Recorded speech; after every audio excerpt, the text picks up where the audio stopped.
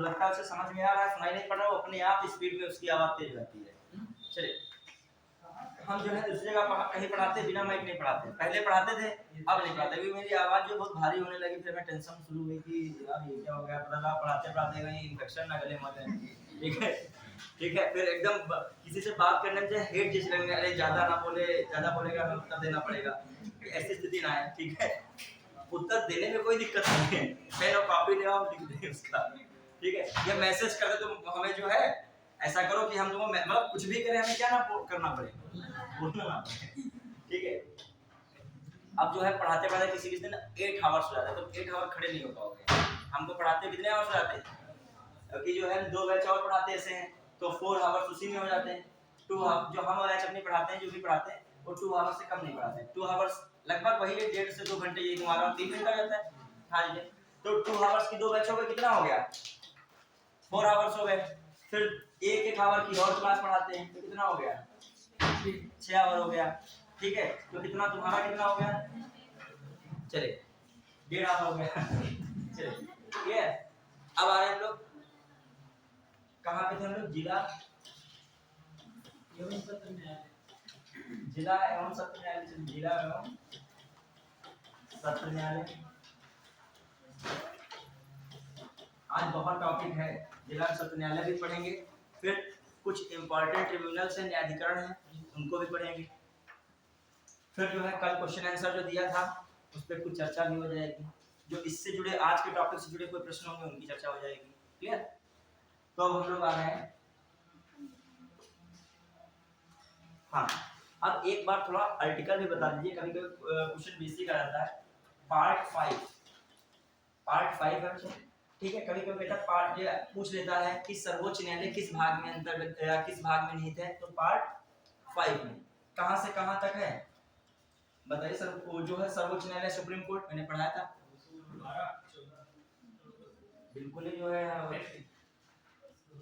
किसने शुरू होता है, 124 सुप्रीम कोर्ट कह रहा हूँ, कौन कोर्ट कह रहा हूँ, सुप्रीम कोर्ट। 124 124 से कब तक कहां तक चलता है बताइए, 147, वेरी गुड, कहां तक चलेगा 147, ये भी दिमाग में रखिए। फिर पार्ट 6 में क्या रहा था, हाई कोर्ट एंड जो है डिस्ट्रिक्ट कोर्ट। ठीक है, हाई कोर्ट एंड इसके जो सबऑर्डिनेट कोर्ट है, मतलब ये डिस्ट्रिक्ट कोर्ट हो गया। इसकी बात किसमें आ रही है, तो पहले तो हाई कोर्ट की बात, किसकी हाई कोर्ट की बात, किस आर्टिकल से किस आर्टिकल तक, 214 से। राज्यों के उच्च न्यायालय की बात कहाँ हुई है, 214 शेड्यूल 14 में की गई है। फिर कहाँ तक है, ठीक है, कितने तक है, 231 है, 32 भी जोड़ लीजिए, एक और ऐड कर लीजिए, 232 तक है, कितना है, ठीक है 232। फिर आ जाइए इसी पार्ट में, पार्ट 6 में ही, यस डिस्ट्रिक्ट कोर्ट के बारे में आएगा। आर्टिकल कहां से कहां तक है, 233 से किस आर्टिकल तक है, 200 कितना तक है, 37 तक।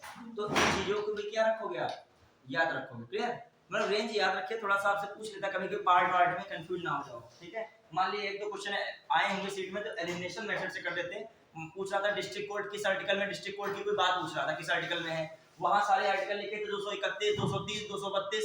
तुमको पता है इस रेंज में कौन चल रहा है, हाई कोर्ट चल रहा है, तो डिस्ट्रिक्ट कोर्ट किस रेंज में आएगा, 233, और एक ऑप्शन मैंने 233 लिखा है, तो कौन सा टिक लगा दोगे, 233। क्लियर, अब आइए हम लोग जो स्टार्ट कर रहे हैं जिला न्यायालय में, उसमें हम लोग देखते हैं सबसे पहले जिला न्यायालय की बात। सबसे पहले राज्य का जो देखा जाए, एक उच्च न्यायालय होता है कि नहीं, मतलब राज्य में उच्च न्यायालय होता है, उसके अधीनस्थ न्यायालय होते हैं, उसके क्या होते हैं, अधीनस्थ भी न्यायालय होते हैं। उन अधीनस्थ न्यायालय को निम्न न्यायालय भी कहा जाता है। उन्हीं जो अधीनस्थ न्यायालय में से क्या होते हैं, जिला न्यायालय होते हैं। क्या होते हैं, जिला एवं सत्र न्यायालय। क्या होते हैं, जिला एवं सत्र न्यायालय होते हैं। तो कहने का मतलब किसके अधीन बात ये न्यायालय है, किसके अधीन है, हाई कोर्ट के अधीन है। ये जो जिले के न्यायालय किसके अधीन कार्य करते हैं, हाई कोर्ट के अधीन। तो बेसिक बात है। फिर आपसे पूछा जाता है जिला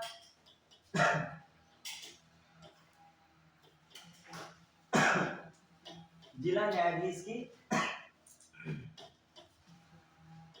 योग्यताएं, जिला न्यायाधीश की क्या योग्यताएं, जिला न्यायाधीश की योग्यताएं। इसमें क्या है, क्या होनी चाहिए जिला न्यायाधीश की योग्यता।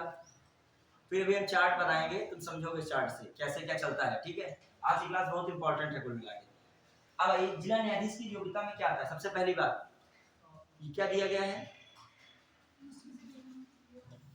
जिला न्यायाधीश की जो योग्यता में सबसे पहली बात क्या है कि किसी केंद्र या किसी राज्य केंद्र सरकार या राज्य सरकार, किसी राज्य सरकार के पद पर कार्यरत ना हो, कार्यरत ना हो। केंद्र सरकार या राज्य सरकार के पद पर क्या ना हो, कार्यरत ना हो। क्लियर। फिर आ जाइए दूसरी बात क्या हो सकती है इंपॉर्टेंट, कि जो 7 वर्ष अधिवक्ता का अनुभव हो, 7 वर्ष अधिवक्ता का क्या रहा हो, अधिवक्ता का अनुभव, 7 वर्ष क्या हो, अधिवक्ता का अनुभव। प्लस तीसरी बात इंपॉर्टेंट क्या है, उसकी नियुक्ति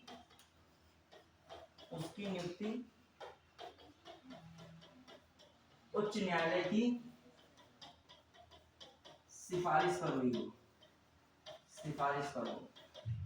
ये क्या बातें हैं, ये किसकी मैं योग्यता बता रहा हूँ, जिला न्यायालय के न्यायाधीश की योग्यता। क्लियर। ये जिला न्यायाधीश की योग्यता, डीजे का डिस्ट्रिक्ट जज की।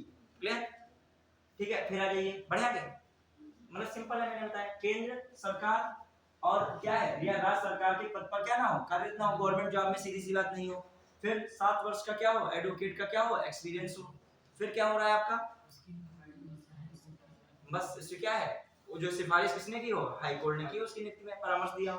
ठीक है। फिर आ जाइए, फिर क्या मैटर होता है, योग्यता भी हो गई। नियुक्ति का मैटर क्या है इनका, नियुक्ति में क्या मामला बनता है, नियुक्ति में क्या मैटर है, नियुक्ति में जो देखा जाए किसकी बात हम लोग कर रहे हैं, जिला न्यायाधीश की। तो जो इसकी नियुक्ति होती है या इसकी जो है नियुक्ति के साथ साथ इसकी तैनाती होती है, जो इसकी पदोन्नति होती है, वो राज्यपाल किसकी सलाह पर करता है, उच्च न्यायालय की सलाह पर। कौन करेगा, ठीक है। जिला न्यायाधीश की नियुक्ति तैनाती तथा पदोन्नति, मतलब प्रमोशन, पदोन्नति राज्यपाल, गवर्नर मतलब राज्यपाल किसकी सलाह पर करता है, राज्यपाल हाई कोर्ट की सिफारिश पर करता है, सिफारिश पर करता है। तो दिमाग में तुम्हारे रहना चाहिए हाई कोर्ट किसकी सिफारिश पर करता है, हाई कोर्ट की सिफारिश पर करता है। ये मामला क्लियर। हाँ, फिर आ जाइए अगला पॉइंट। हाँ, समझ रहे कि नहीं। फिर जो हम लोग देखें क्या बातें इंपॉर्टेंट है, मतलब वही सिंपल, तैनाती भी हो गई, पदोन्नति भी हो गया और क्या नियुक्ति भी हो गया, किसकी सिफारिश पर करेगा, राज्यपाल। ठीक है। और नियुक्ति की बात भी दिमाग में रखिएगा, स्पेशल नियुक्ति पूछा गया है आर्टिकल 233 में। किसमें, आर्टिकल 233 में जिला न्यायाधीश की नियुक्ति किसमें, 233 में। क्लियर। फिर आ जाइए क्या मैटर है, जो हम लोग देखें नियुक्ति के बाद चीजें क्या क्या इंपॉर्टेंट है, देखिए। फिर हम लोग देखें जिला न्यायाधीश के अतिरिक्त, जिला न्यायाधीश के अतिरिक्त किसी व्यक्ति की न्यायिक सेवा में नियुक्ति, किसी व्यक्ति की न्यायिक सेवा में नियुक्ति, न्यायिक सेवा में नियुक्ति क्या करेगा, न्यायिक सेवा में नियुक्ति राज्यपाल हाई कोर्ट की सिफारिश पर करता है, हाई कोर्ट तथा राज्य लोक सेवा आयोग की सिफारिश पर करता है। तो इसमें जो है कह सकते हो किसी व्यक्ति जो है न्यायिक सेवा में जो है नियुक्ति जो करेगा वो किससे होगा, जो सबसे सबऑर्डिनेट जज के रूप में जब एंट्री करता है तो किससे होगा, वो करेगा उसकी भी नियुक्ति राज्यपाल, लेकिन किसकी सलाह लगेगी? हाई कोर्ट और राज्य लोक सेवा आयोग। मतलब सलाह का मतलब वही नाम दे देगा, सिलेक्शन वाले नाम, वही सिफारिश हो गई उसकी। जो सिलेक्शन में जिसका टेस्ट करा लिया, जिसका फाइनल लिस्ट में नाम आया, उसकी क्या दे देगा? वो दे देगा वही लिस्ट, वही क्या होगा, उसी नामों की सिफारिश हो गई, वही नाम पे क्या करेगा? राज्यपाल नियुक्ति करेगा। क्लियर? तो हाँ बच्चे मैंने क्या लिखा है, जिला न्यायाधीश के अतिरिक्त किसी व्यक्ति की न्यायिक सेवा में नियुक्ति राज्यपाल सुप्रीम हाई कोर्ट तथा किसकी सलाह पर?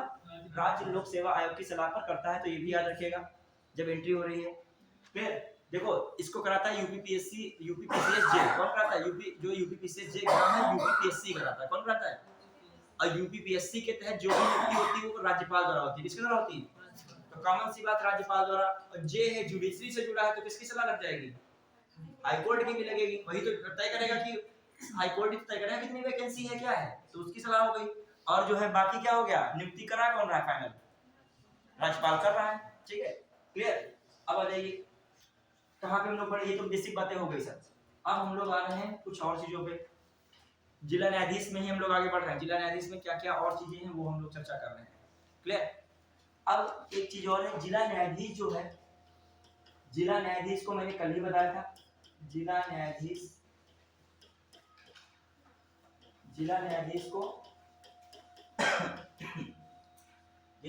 को सत्र न्यायाधीश भी कहा जाता है। सत्र न्यायाधीश भी कहा जाता है।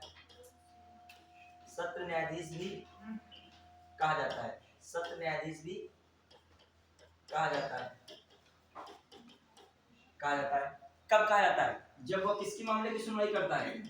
जब वह दीवानी मामलों की सुनवाई करता है। किसकी करता है?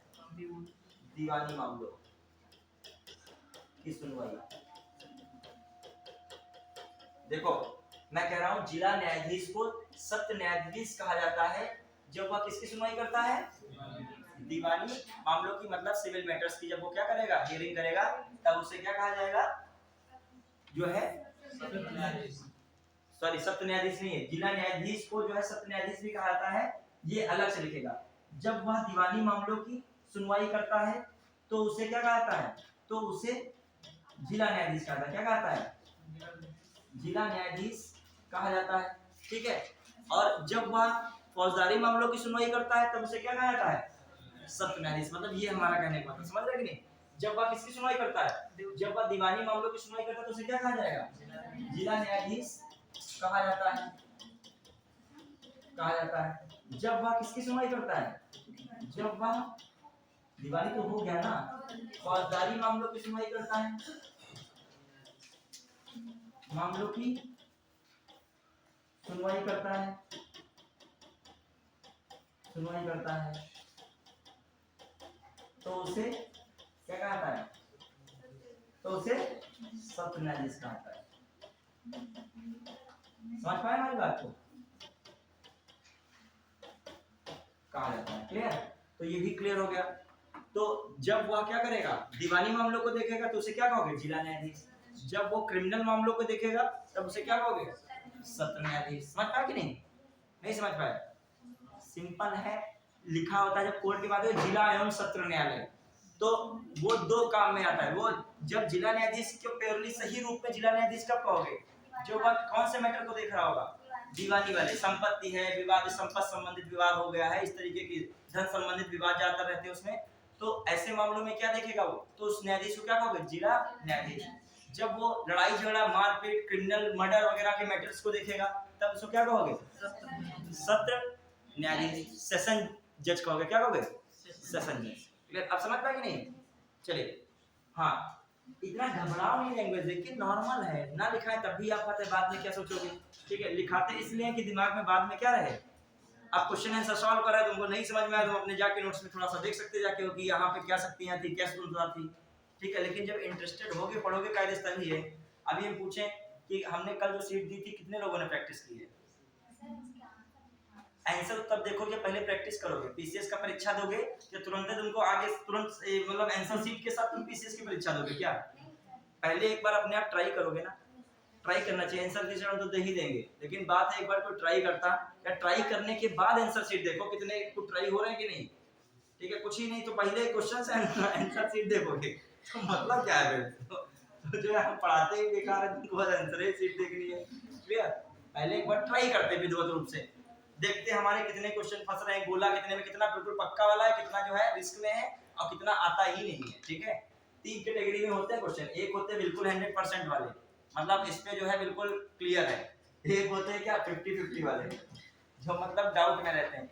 और तीसरा क्या है 100% नहीं आता है। ठीक है, अंधी बंदी खेल जाओ, सही हो जाए बात सही है, वो अलग है, लेकिन मन में तुमको पता है कि हमें ये आता नहीं है। ठीक है, चलिए अब आगे मामला है कि अब हम लोग जो कहाँ पे देख रहे हैं, तो तुम लोग जो है किस कैटेगरी में ज्यादा पाए हो बताओ, इसमें लाए हो ज्यादा कि इसमें कितने आए हैं, इसमें कितने हैं। 3 प्रकार के, एक टिक होगा, एक बूंदी रखो डॉट, ये है, एक कस्टम लगा दो, क्या है कुछ नहीं है। तो कुछ इतना चेक किया है कि नहीं? हाँ, अब ये क्या है मामला, देखिए सत्र न्यायाधीश वाला भी मैटर हो गया। इसमें मैं क्या बता रहा था आपको, क्या क्या है। अब आइए जिले में जब देखोगे तो जिले में जो जिला न्यायाधीश होता है उसको प्रशासनिक भी शक्ति प्राप्त है और न्यायिक भी शक्ति प्राप्त होती है। न्यायिक और प्रशासनिक दोनों शक्तियां किसको प्राप्त है? जिला न्यायाधीश को। जिला न्यायाधीश को अपीली और मूल क्षेत्राधिकार मिले होते हैं। अपीली मूल क्षेत्र मतलब जिला न्यायालय से नीचे भी बहुत सारे अधीनस्थ न्यायालय होते हैं। जैसे जिला न्यायालय जिले में है, ऐसे उसके नीचे बहुत सारे जो है, अभी देखोगे तहसील स्तर पे, बहुत सारे स्तर पे देखोगे, ग्राम स्तर तक देखोगे आके। ठीक है, तो ग्राम न्यायालय जिसकी बात की जाती है, तो वहां तक न्यायालय होते, तो उन न्यायालयों की भी सीधे सुनवाई कर सकता है। तो वो किसमें आ जाएगा? मूल क्षेत्राधिकार में। और अपीली क्षेत्राधिकार में मान लीजिए उसके खिलाफ कोई निर्णय आता है, कहाँ जाएगा फिर? जिला न्यायालय में। जिला न्यायालय, तो जिला न्यायालय को क्या क्या अधिकार मिल गए? मूल तथा अपीली क्षेत्राधिकार दो मिल गए। जिला न्यायालय जब देखोगे, जिला न्यायालय में, जिला सत्र न्यायालय में वो दीवानी मामलों को भी निपटाएगा और फौजदारी मामलों को भी निपटाएगा। प्लस मैंने अभी बताया है कि उसको क्या प्राप्त है? न्यायिक और प्रशासनिक दोनों शक्तियां किसको प्राप्त हैं? जिला न्यायाधीश को, भी जिला न्यायालय का वो मेन हेड है। सबसे बड़ा न्यायिक अधिकारी जिले का कौन हो गया? जिला न्यायाधीश। ये तो बेसिक बातें हैं। क्लियर? फिर आ जाइए, इसमें और कुछ बातें इंपॉर्टेंट। जो जिला न्यायाधीश होता है वो उम्र कैद की भी सजा दे सकता है आपराधिक मामलों में, और क्या दे सकता है? दूसरा, मृत्युदंड भी दे सकता है। लेकिन मृत्युदंड देने के लिए उसको किससे सिफारिश लेनी पड़ेगी? High court. तो इस भी दिमाग में रखना है, मृत्युदंड के मामले में किससे उसको सिफारिश लेनी पड़ेगी? अनुमति लेनी पड़ेगी। ठीक है, 7 वर्ष से जब कम होगा मैटर, तो कहाँ जा सकते हो? तभी कहाँ जा सकते हो जब 7 वर्ष से कारावास कम होगा, तब तक तो आपको वहीं रहना पड़ेगा। जिला न्यायालय की आप उसके निर्णय के खिलाफ आप नहीं जा सकते हो। लेकिन 7 वर्ष से अधिक के बाद कहाँ जा सकते हो? हाई कोर्ट में जा सकते हो। ये तो चीजें क्या है, मैंने सब बताई भी थी, और वो चीजें यहाँ भी आ रही हैं। क्लियर? फिर आता है मैटर, जो जिला न्यायालय पर किसका कंट्रोल रहता है, नियंत्रण किसका रहता है? हाई कोर्ट का रहता है। क्लियर? और जो जिला न्यायालय है वो अपने नीचे के न्यायालय पे अपना क्या रखता है? नियंत्रण रखता है। कौन रखता है? जिला न्यायालय। अब देखो जिला न्यायालय के बारे में थोड़ा सा देखिए क्या क्या इंपॉर्टेंट है। जैसे एक तो हम नॉर्मली बना रहे हैं डायग्राम, आप समझिएगा क्या कौन सी चीज किसमें कैसे होती है। ठीक है, तो जो सबसे पहले हम रख रहे हैं डिस्ट्रिक्ट एंड सेशन कोर्ट है जैसे। ठीक है, ठीक है, तो यहाँ पर आपका मेन अभी हम बना है केवल सीजे, डीजे, डीजे मतलब डिस्ट्रिक्ट जज। अभी डिस्ट्रिक्ट जज बन रहा है। क्लियर? डिस्ट्रिक्ट जज आगे चल के जो मामला बढ़ जाएंगे 2, समझिएगा। एक इधर चला जाएगा सिविल, इधर चला जाएगा कौन है? क्रिमिनल। क्रिमिनल, ठीक है, इधर चला गया जो है सिविल, इधर चला गया क्रिमिनल। इधर जो देख रहा है सीजे देख रहा है, कौन देख रहा है? सिविल जज। कौन है? सिविल जज। इधर जो देख रहा है सीजे, चीफ जुडिशियल मजिस्ट्रेट, सीजेएम। कौन देख रहा है? सीजेएम। फिर अब आओगे यहाँ पे, फिर इसको जो देखेगा एसीजे, फिर इससे नीचे कौन है? ठीक है, असिस्टेंट जो है, जो कह लीजिए चीफ सिविल जज। ठीक है, मतलब सहायक, उसके नीचे क्या है? सहायक, या कह लीजिए एडिशनल है। क्या है? एडिशनल जो है सिविल जज। मतलब इसके बाद ये क्या बनेगा जाके? सीजे बनेगा। क्या बनेगा? जैसे एडीएम है, फिर उसके बाद क्या बनता है? डीएम बनता है। तो जैसे ये है। क्लियर? फिर आ जाइए, यहाँ पर क्या है? ACJM, ACJM. ठीक है, एडिशनल है, फिर वो क्या बनेगा जाके? क्लियर? फिर यहाँ क्या आएगा? सबऑर्डिनेट कोर्ट्स आ जाएंगे। वही सबऑर्डिनेट कोर्ट तहसील वगैरह पड़े जो है नीचे स्तर तक आ जाएंगे सबऑर्डिनेट कोर्ट्स। अधीनस्थ न्यायालय इधर भी क्या आ जाएंगे सबऑर्डिनेट कोर्ट्स, इधर भी आ गए। फिर अब इनमें जज जाएंगे वो कैसे पहुंचेंगे, उनमें जज जो पहुंचेंगे कैसे पहुंचेंगे भाई, यूपीएससी नहीं कह रहे, एसपीएससी कह रहे हैं। एसपीएससी मतलब राज्य लोक सेवा आयोग। कौन? राज्य लोक सेवा आयोग से, जो भी राज्य लोक सेवा आयोग से कोई जज जाएगा जा सकता है। यहाँ से वो क्या होगा, भर्ती होगा, किसमें जाएगा, या फिर इस विंग में जाएगा या फिर किस विंग में जाएगा। तो आप यूपीपीसीएस जे जब निकालोगे तो कहाँ जाओगे, सबऑर्डिनेट कोर्ट में जाओगे, ठीक है। तब आप आगे बढ़ोगे, आप ये नहीं सीधे कहाँ पहुंच गए हो, यहाँ पर यहाँ सीधे ये वाला एग्जाम निकाल दिया करो, यूपीएससी निकाल के डीएम बन गए, ये नहीं है। क्लियर? तो आपको कहाँ पहले जाना पड़ेगा, बिल्कुल सोचो कहाँ पे जा रहे हो। अब आइए कहाँ पे पहुंचना है। अब जो है इसमें भी डीजे जो आया था डायरेक्ट, अभी डीजे को भी डायरेक्ट मत रखिए, डीजे से भी दोनों पहले क्या आएगा, ए डीजे आएगा। क्या आएगा, ये दोनों के लिए क्या होता है, ये सिविल और क्रिमिनल दोनों के मामलों को जैसे कौन देख सकता है, नीचे ए डीजे, ऊपर कौन देख सकता है, डीजे। तो ये भी जो है सीधे डीजे भी नहीं पहुंचोगे, बीच में एक पद बना है, कौन सा, ए डीजे। तो सीजे से ए डीजे बने या सीजेएम से क्या बने, ए डीजे बने। तब ए डीजे से क्या बन पाओगे, मतलब डिस्ट्रिक्ट जज का डायरेक्ट रिक्रूटमेंट होता ही नहीं है, डीजे का डायरेक्ट रिक्रूटमेंट नहीं है। सोचो यहाँ से आपको एंट्री मिली है, यहाँ तक जाने के पहले तो आपको यहाँ तक पहुंचना बहुत बड़ी बात, फिर कहाँ तक पहुंचोगे, ए डीजे तक। अब आइए जो यहाँ से यहाँ तक जाओगे तो अप्रोक्सीमेट जो है देखा जाए, यहाँ से यहाँ तक पहुंचने में, यहाँ तक ही ना रखो, यहाँ से यहाँ तक पहुंचने में आपको कितना टाइम लग सकता है, 20 ईयर लग सकते हैं, लग सकते हैं 20 ईयर अप्रोक्सीमेट। कहाँ से कहाँ तक लग सकते हैं, ए डीजे तक। और ए डीजे तक लगे हैं, आप समझिएगा, ए डीजे से डीजे तक लग सकते हैं अप्रोक्सीमेट कितना, 3 ईयर। कितने लग सकते हैं, 20, कितना टोटल हो गया, 23 ईयर। आप नौकरी पाते हो, पहले बात एलएलबी करोगे, एलएलबी के बाद मेहनत करोगे, फिर वैकेंसी आई, मतलब तुम 35-37 साल में हो पाए कहीं, फिर ये सब बड़ा अजीबोगरीब स्थिति से एलएलबी करना है और फिर इसमें शायद वकालत भी कर रहे हो, फिर तैयारी वकालत नहीं समझ में, फिर छोड़ दी वकालत, से पढ़ने लगे, फिर पूरी प्रक्रिया बनाते बनाते तुम जो 35 साल में कहीं बन पाए, और फिर तुमको 23 को बताया है, लगभग सोचो क्या फिर रहा होगा। और फिर जो हाई कोर्ट का जज बनता होगा कैसे बनता होगा, फिर यहाँ भी 5 वर्ष किसमें अनुभव किया हो, नहीं अभी देखिएगा डिस्ट्रिक्ट 10 वर्ष, कितना अनुभव होना चाहिए, किसी न्यायिक कार्य में कितना था, 10 वर्ष यहाँ रहे हो, तब तुम कहाँ पहुंच पाओगे, हाई कोर्ट में। फिर हाई कोर्ट में कितने वर्ष रहे हो, 5 वर्ष रहे हो, तब तुम कहाँ पहुंच पाओगे, तो तुम अगला जन्म ले लोगे, फिर जो है यहाँ पे फिर भर्ती होगे। और वही क्या लगता है, तुम जो है यहाँ तक पहुंचने में, इस जन्म में पहुंच नहीं पा रहे हो, भैया तुमको 10 वर्ष और बता रहे हैं, फिर 5 वर्ष बता रहे हैं, तो तुम 100 साल में क्या करोगे, उधर क्या कर दिया है, उधर क्या किया गया, हाई कोर्ट में तो ब्लॉक कर दिया गया है 62, ठीक है 62 इनका भी हो गया, तो 62 में ही सब मामला खत्म होना है। तो उनको ये भी नहीं है कि 80 साल में रिटायरमेंट है तो यही है, उधर तुम पहुंचे 2 दिन बच रहा है तुम्हारा रिटायरमेंट का, ठीक है। मगर तुम जब नेम प्लेट घर के बाहर लगाओगे तब लिखोगे उच्चतम न्यायालय के, क्या वहाँ लिखा होगा सुप्रीम कोर्ट, फिर लिखा होगा न्यायमूर्ति। लिखने को तो हो गया, पिताजी तुम्हारे क्या थे, तो बताओ कि शादी वादी इसी में तुम्हारी जो है, जो कोई जिला जज वगैरह के साथ या कहीं मतलब जो बड़ी पोस्ट लेवल का तो जाएगी, मतलब नहीं हो जब हाई कोर्ट वाला आएगा तुम्हारा रिश्ता लेके, तब कहेगा देखिए हम जो है हाई कोर्ट जो है बताया भी नहीं गया है कि वहाँ का जो है न्यायाधीश जो हाई कोर्ट में वकालत कर सकता है, तो आपका लेवल थोड़ा क्या कीजिए ऊपर उठाइए, और सुप्रीम कोर्ट का कोई व्यक्ति बताइए, वहां से शादी करेंगे। ये नहीं जानने कि 2 दिन केवल क्या मिले थे, वो इतिहास किसी को नहीं बताया जाता है, ठीक है। और ये पता क्या होता है, अभी इसमें तो खुशी है चलो, लेकिन जब 2 दिन बचते हैं तो इंसान जाना नहीं चाहता है, पूछो क्यों, कहेगा हमको इतनी प्रक्रियाएं कराई जाएंगी, ठीक है, फिर सब अल्लाह अल्लाह लेके कहाँ जाओगे, वहां जाओगे, बहुत वो झमेला हो जाता है, फिर बहुत सारे लिखा पड़ी होगी, तो व्यक्ति सोचता है कि हम जहाँ पे हैं क्या हो जाए।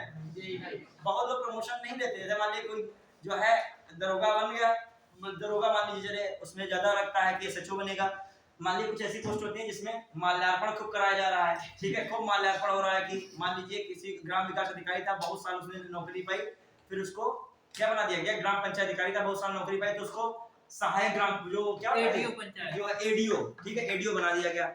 अब एडीओ पंचायत बना दिया, अब एडीओ पंचायत बनाया गया, उसमें बचे हैं 2 साल जीवन के, और झांसी में पोस्टिंग बनी है सीता उसको डर था, वो जाए, वो घबरा रहा है कि झांसी में कैसा कमरा लेंगे, क्या लेंगे और क्या होगा, यहाँ पर शादी करनी लड़की की। तो ऐसी स्थिति में क्या करता है कि हमारा जो है ठीक है ना मत भेजो, हम इसी पे क्या हो जाएंगे, वेतनमान तुमको उससे ज्यादा ही मिल रहा है कि तुम क्या हो गए इतना सीनियर हो। क्लियर?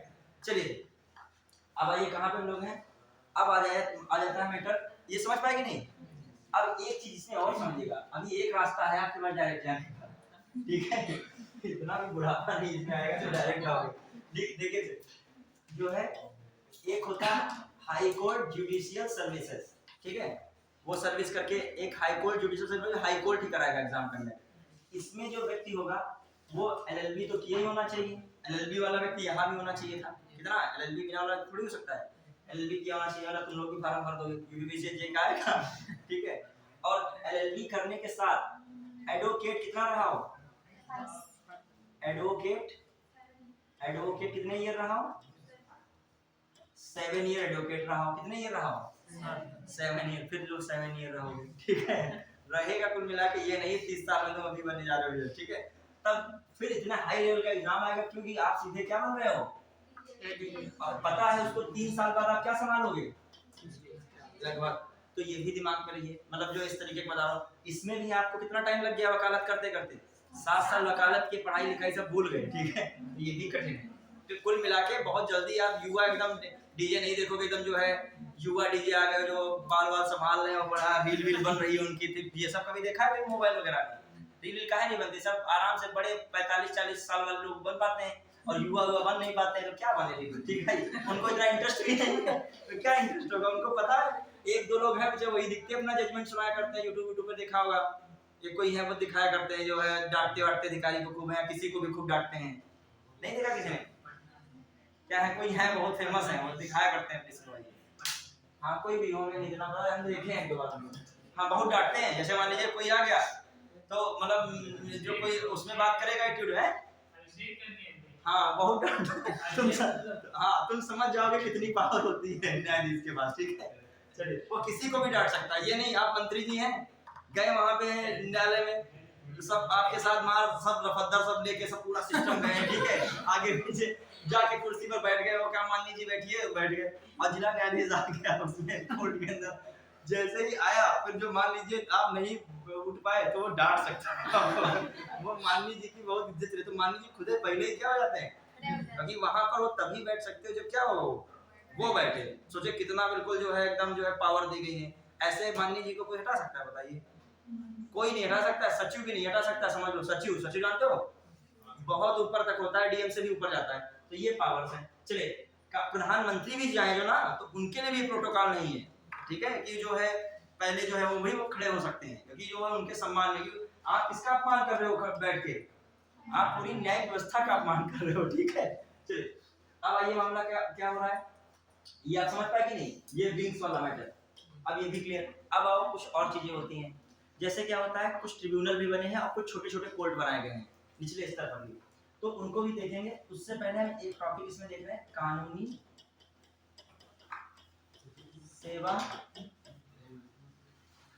सेवा प्राधिकरण, कानूनी सेवा प्राधिकरण, ठीक है, कानूनी सेवा प्राधिकरण, और जो है इसको राष्ट्रीय भी कहते हो, राष्ट्रीय कानूनी सेवा प्राधिकरण, नालसा भी कहते हो, क्या कहते हो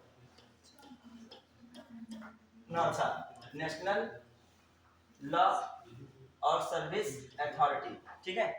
तो नालसा का मामला क्या है, क्वेश्चन ये भी आ जाता है डायरेक्ट, नालसा किस अधिनियम द्वारा स्थापित किया गया, ठीक है, कब स्थापित किया गया, क्यों किया गया था नालसा का स्थापना। देखो क्या है, जब आप पढ़ोगे आर्टिकल 39A में क्या दिया है तो बताएं, आर्टिकल 39A में क्या है, पढ़ाए हैं हम, यूपीएससी तो हम नहीं, किसी सर ने पढ़ाया होगा, हाँ बताओ क्या कहा गया है कि कमजोर लोगों के लिए, गरीब लोगों के लिए निःशुल्क विधिक सहायता, क्या है निःशुल्क विधिक सहायता, तो कैसे लोगों को निःशुल्क विधिक सहायता मिल पाए और उनको न्याय दिलाने में सक्षम वो हो पाए, वो न्याय पाने में क्या हो पाए सक्षम हो पाए, तो उसके लिए कौन सा है निःशुल्क विधिक सहायता।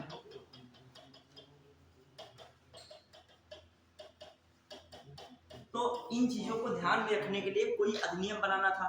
तो अधिनियम कौन सा आता है? कानूनी सेवा प्राधिकरण, कानूनी सेवा प्राधिकरण अधिनियम 1987 अधिनियम बना। ठीक है, इस अधिनियम द्वारा क्या हुआ? कानूनी सेवा जो लागू कब होता है? कानूनी सेवा प्राधिकरण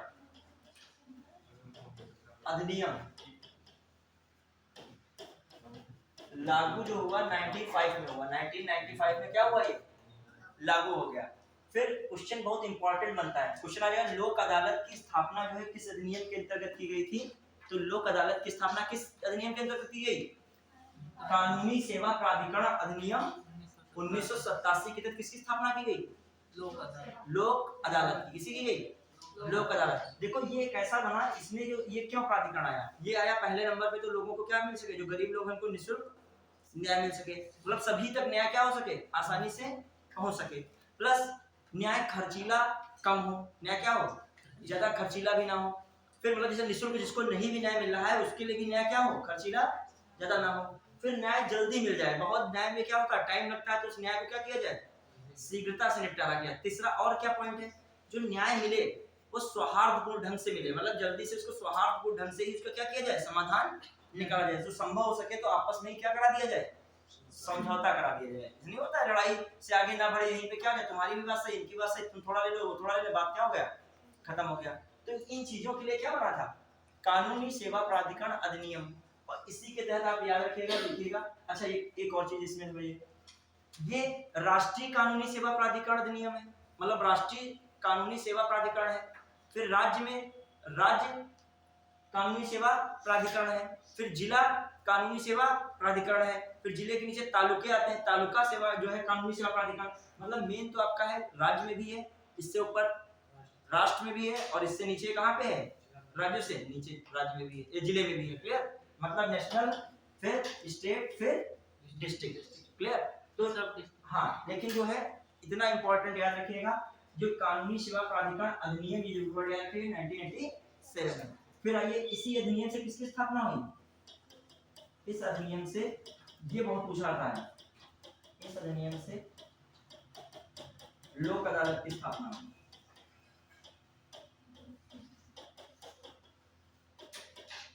लोक अदालत की स्थापना। अब देखो लोक अदालत में क्वेश्चन आता है, लोक अदालत की स्थापना जो हो रही है, तो लोक अदालत आखिर है क्या? लोगों की अदालत। लोक अदालत का मतलब क्या है? इससे जुड़े हुए क्वेश्चन स्टेटमेंट आ सकते हैं। जैसे मैंने कल देखा था न्यायिक सक्रियता पे स्टेटमेंट आ रहे थे, जैसे किस पे आ सकते हैं? लोक अदालत बहुत इंपॉर्टेंट रोल अदा करती है लोक अदालत। पहली बात, लोक अदालत में कौन से मामले आते हैं? देखिए इसमें जो ऐसे एक ऐसा फोरम बना दिया गया है लोक अदालत, जिसमें क्या हो? कैसे मामले हो? या कोई मामला न्यायालय में लंबित हो, क्या हो? कोई न्यायालय में लंबित पड़ा, उस पर डिसीजन नहीं आ रहा हो, मतलब पेंडिंग हो। ठीक है? या ऐसा मामला जो अभी तक न्यायालय के समक्ष प्रस्तुत नहीं किया गया हो। ठीक है? मतलब प्रस्तुत नहीं किया गया हो, अभी गया ही नहीं हो मामला न्यायालय में, और एक न्यायालय में गया तो है लेकिन क्या पड़ा है? पेंडिंग पड़ा है। तो ऐसे मामलों का क्या किया जाता है? सौहार्दपूर्ण ढंग से या बिल्कुल अच्छे से आपसी मतलब सुलह हो सके, दोनों पक्षों के बीच विवाद का समाधान कर दिया जाता है। क्या किया जाएगा? समझ में आया बात को? इस तरीके का कुछ लाइन कॉन्सेप्ट है, तो आप समझ जाइएगा कि ऐसे मामले जो एक ये ऐसा फोरम है जिसमें ऐसे मामले आते हैं जो हाई कोर्ट या किसी भी न्यायालय में लंबित ना हो, साथ ही वो अभी तक न्यायालय के समक्ष प्रस्तुत न किए गए हों। उन मामलों का समाधान दो पक्षों के बीच सौहार्दपूर्ण ढंग से कर दिया जाता है। उन मामलों का निपटारा किससे किया जाता है? दोनों पक्षों के बीच सौहार्दपूर्ण ढंग से कर दिया जाता है। क्लियर? अब आइए, तो लिखना चाहिए, लिख भी लीजिए, एक लाइन लिख लीजिए, कहीं काम आ जाएगा, अभी भूल जाओ बाद में। ये एक ऐसा फोरम है, यह ऐसा फोरम जिसमें क्या है? जिसमें वे मामले होते हैं, जिसमें वे मामले, उन मामलों का समाधान होता है, उन मामलों का सौहार्दपूर्ण ढंग से समाधान होता है, उन मामलों का सौहार्दपूर्ण ढंग से समाधान, सौहार्दपूर्ण ढंग से, सौहार्दपूर्ण ढंग से दोनों पक्षों के बीच, दोनों पक्षों के बीच समाधान होता है, सौहार्दपूर्ण ढंग से दोनों पक्षों के बीच समाधान होता है, जो मामले न्यायालय में लंबित हो, जो मामले न्यायालय में लंबित हो, जो मामले न्यायालय में लंबित हो अथवा न्यायालय के समक्ष प्रस्तुत ना हुए हो, न्यायालय के समक्ष प्रस्तुत ना हुए हो, न्यायालय के समक्ष प्रस्तुत ना हुए। मतलब ये जो है उन मामलों में सौहार्दपूर्ण ढंग से दो पक्षों के बीच समाधान होता है। क्या होता है? जो क्या हो, जो न्यायालय में लंबित ना हो या न्यायालय के समक्ष प्रस्तुत ना किए गए। क्लियर? अब आइए ये बच्चे क्या है इंपॉर्टेंट, और इसका स्थापना में बता दिया ना किस अधिनियम के द्वारा इसकी स्थापना की गई। ये लोग बताते हैं किस अधिनियम से बनी? कानूनी सेवा प्राधिकरण अधिनियम 1987। फिर क्या है इसके अंतर्गत जो है सिविल एंड जो है क्रिमिनल दोनों मैटर्स आते हैं। ये क्रिमिनल जो है बोथ मैटर्स हैं। ये कहेगा केवल सिविल मामलों की सुनवाई करता है, नहीं, ये दोनों मामलों की क्या कर सकता है? सुनवाई कर सकता है। ये भी इंपॉर्टेंट पार्ट है, ये किसी मामले की सुनवाई कर सकता है। प्लस एक और चीज है, जैसे उच्च न्यायालय कोई डिसीजन दिया या जिला न्यायालय कोई डिसीजन दिया तो उसमें एक पक्ष जीता, एक पक्ष क्या हुआ? हारा। किसी पक्ष में आया, किसी पक्ष नहीं आया, तो आपसी मतभेद हो जाता है। उसमें क्या होता है, भले जीत हारने के बाद भी एक प्रकार की रंजिश हो जाती है। क्या भाई कि तुम्हारा नुकसान होगा तब देखेंगे कितना बचते हो, ठीक है, एक मन में एक रंजिश रहती है। लेकिन इसमें जो कोई निर्णय आता है तो दोनों पक्षों के बीच क्या सौहार्दपूर्ण ढंग से समझौता करा के जो है इसका समाधान निकाला जाता है। तो इस प्रकार की रंजिश वगैरह इसमें नहीं रहती है। प्लस इसके लाभ और क्या हो सकते हैं बताइए लोक अदालत में? न्यायालय पर बोझ जो है वो क्या होता है, न्यायालय का बोझ इसने क्या किया, काफी हद तक कम किया है। प्लस इसके द्वारा जो समाधान निकलता है या जो भी निर्णय आता है, ठीक है, वो क्या त्वरित होता है, ज्यादा वो टाइम नहीं लेता है। ये कम खर्चीला है। क्या है? खर्चीला ये नहीं है, उतना खर्चीला नहीं है। तो इसके ये क्या है, लोक अदालत के फायदे हैं। मतलब इतनी चीज पता होनी चाहिए इसके जो फायदे भी क्या है, ठीक है। फिर इसमें जो मीडिएटर की भूमिका सामाजिक कार्यकर्ता भी निभाते हैं। मान लीजिए प्रधान जी गांव के हैं तो वो भी क्या निभा सकते हैं, उसमें मीडिएटर की भूमिका निभा सकते हैं। इसमें आम व्यक्ति जो है न्यायाधीश के समक्ष अपनी बात आसानी से रख पाता है, वरना इतनी जल्दी कहाँ, जब सुनवाई होगी, हियरिंग होगी, तब कहीं अपनी बात रखने का कुछ ही समय मौका मिलेगा। यहाँ पर क्या है, लोक अदालत है, लोगों की अदालत है, तो इतना बोझ है नहीं जिले का इतना, तो ये क्या किया सकता है, कई सारी लोक अदालत बन जाती है, तो उसमें आसानी से अपनी बात क्या कर सकते हो, रख सकते हो। तो ये सब किसके फायदे हैं, लोक अदालत के। इसीलिए घुमा के सबसे मेन इसकी एक बात है इंपॉर्टेंट, जो इसमें कोई फैसला आ जाता है, समझिएगा, ये बहुत बार क्वेश्चन आया है, लोक अदालत का कोई भी फैसला आता है उसका उस फैसले के खिलाफ किसी भी न्यायालय में सुनवाई नहीं हो सकती, चाहे वह सुप्रीम कोर्ट हो, चाहे वह क्या हो, ये क्वेश्चन बहुत बार आया है, ये लड़के कर नहीं पाए, इस बात को समझ नहीं पाए। मतलब जो भी फैसले में जो भी फैसला दे दिया उस फैसले की सुनवाई कहाँ नहीं हो सकती है, सुप्रीम कोर्ट, हाई कोर्ट, मतलब किसी भी न्यायालय में नहीं हो सकती, बस किसी में भी, सुप्रीम कोर्ट भी, क्योंकि वो निष्कर्ष उसका निकलता ही आपके दोनों की क्या है, समझौते से ही निकलता है। जो इसका समाधान मिलेगा दोनों की क्या मिलेगा, समझौते से ही मिलेगा। तो आपसे समझौता पहले करा लिया गया, तुम भी एग्री हो, तुम भी एग्री हो, अब तो फिर कैसे तुम वहां पहुंच गए हो, नहीं समझ पाए बात को। यहाँ तो आप क्या है, दोनों लोग क्या हो गए, एग्री हो ही गए हो ना, इसीलिए लाइन इंपॉर्टेंट है। इसके दिए गए, इसके द्वारा दिए गए फैसले की सुनवाई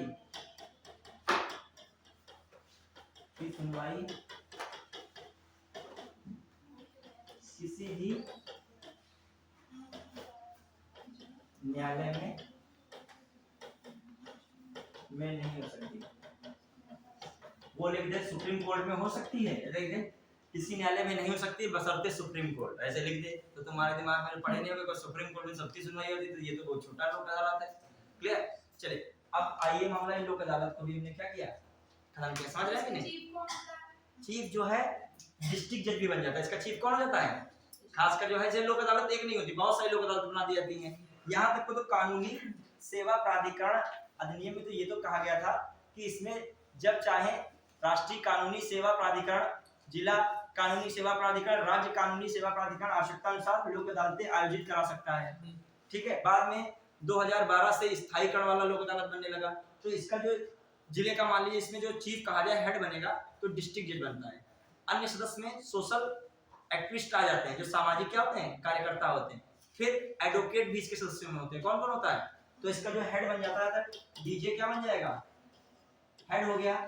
एडवोकेट क्या हो गए, सदस्य में आ गए। और सोशल एक्टिविस्ट जो है वो भी इसमें होते हैं। ठीक है, तो ये भी लोग हैं इसी में, किसमें, लोग। तो इतने लोगों से ही क्या निकलता है, रिजल्ट आता है। ठीक है, सामाजिक कार्यकर्ता इसलिए रख दिया कि वो जो है क्या करेंगे, समझौता कराएंगे। एडवोकेट इसलिए रख दिया, कानूनी दाव पेच है वो क्या करेंगे, हल करेंगे। क्लियर, पढ़े? तो इसका लिखना चाहिएगा ये क्या है, कम ये जूम कर देना, हो जाएगा।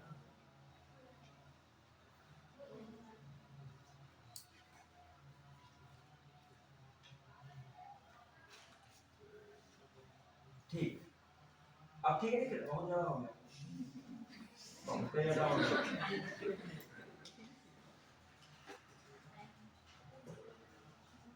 टच डेट चलता है, हैंग करता है।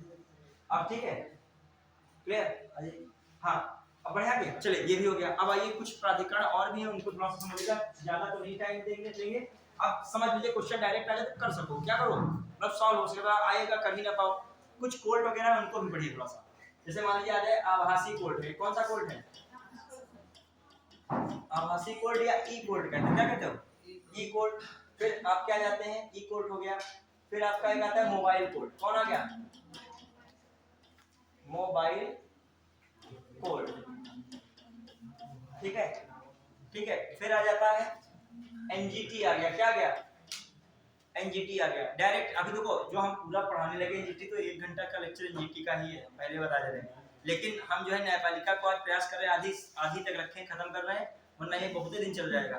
तो आज खत्म करने के लिए थोड़ा शॉर्ट में ही बता देंगे, अभी अब जो है निपटा नहीं सकोगे जो है। और इतना डीप पूछता भी नहीं, आपने इतनी सीट देखी होगी, इससे इतना क्वेश्चन आया क्या, नहीं आया होगा। उसमें आया है हाई कोर्ट और सुप्रीम कोर्ट भर भर के आया है, एक आधे क्वेश्चन कभी कभार आ जाते हैं इनसे। ठीक है, फिर एनजीटी के बाद जो है आप देख लीजिएगा ग्राम न्यायालय, कौन न्यायालय, ग्राम न्यायालय। उपभोक्ता न्यायालय, उपभोक्ता न्यायालय। ठीक है, उपभोक्ता न्यायालय। तो इनको थोड़ा सा देख लो जल्दी में। फिर जो है एक क्या आता है, न्यायाधिकरण आता है, क्या आता है, न्यायाधिकरण। क्या है न्यायाधिकरण को भी हम एक अलग से न्यायाधिकरण बताएंगे। क्लियर, कैट और सैट, एक है कैट और क्या है, सैट। ठीक है, इसकी चर्चा भी बाद में करेंगे, अब थोड़ा संक्षेप में पढ़ाएंगे, बहुत डीप में पढ़ाएंगे तो टाइम ओवर भी हो जाएगा। अब आइए इनको थोड़ा सा जान लीजिए बस, क्या है आभासी कोर्ट या ई कोर्ट, क्या कहते हैं, ई कोर्ट, ई बना देते, ई कोर्ट है। इसका जो है इस्टेब्लिशमेंट ही याद रखिए कब हुआ था, 2003। कोई मतलब ऐसा कोर्ट नहीं, मतलब वो नहीं हुआ, ये मतलब बनाया गया कि न्याय में सपोर्ट कर सके, मतलब कोई इसका बिल्डिंग वगैरह नहीं बनी, एक मतलब आभासी टाइप का था। ठीक है, आभासी मतलब इसका ऐसे सॉफ्ट कॉपी में यूज किया गया, जैसे मैं डिजिटलाइजेशन में भी आभासी कोड में क्या कर सकते हो, यूज कर सकते हो। लेकिन इसकी पहली बात कब हुई, 2003। स्टेब्लिश ही पूछ लेता है, ज्यादातर इनमें से स्टेब्लिश ही पूछा गया। एनजीटी आया कब स्थापित हुआ, 2021 के पीछे, 2010 के 20 के पीसेस में, किसी पीसेस में आया है 21, 20 से 23 के पीसेस के बीच में ये आया है। एनजीटी की स्थापना किसी भी पीसेस में आया है, ये 20, 21, 22, 23 इसी में से आया है किसी में। बट डायरेक्ट आया, सन दे दिया 2010, 2011, 2009, ठीक है, और 2000 मान 3 कुछ भी दे दे तो कंफ्यूज ना हो पाओ। तो ये एनजीटी का, अच्छा मोबाइल कोड भी सिम कर लो, 2007 मोबाइल कोड क्या है, 2007 में। थोड़ा सा मोबाइल कोड में देखेंगे, ये पहली बार स्थापित हुआ था मेवात में। कहाँ हुआ, मेवात कहाँ पड़ता है, हरियाणा में। मेवात कहाँ पड़ता है, नहीं बच्चे, मेवात तो पड़ता है राजस्थान में, कहाँ पड़ता है, हाँ। फिर आ जाइए, हाँ नहीं हरियाणा में ही है ये हरियाणा में भी है, हाँ ये वाला हरियाणा में है, वो वाला जो है कहाँ है, मेवाड़ा। ठीक है, वो राजस्थान में। ठीक है, ये हरियाणा में सही था। ठीक है, हरियाणा में ही है। प्लस दूसरी बात इसकी इंपॉर्टेंट, क्या जब स्थापित हुआ था एज ए सिविल कोड बना था, क्या बना था, लेकिन इस समय ये क्या है, सिविल एंड क्रिमिनल दोनों है, दोनों मामलों की सुनवाई कर सकता है, सिविल और, तो ये सिविल और क्रिमिनल वाला केस जरूर याद रखेगा, इनमें आता है केवल सिविल मामलों की सुनवाई कर सकता है, ऐसा सेंटेंस आता है, तो सिविल और क्रिमिनल दोनों की।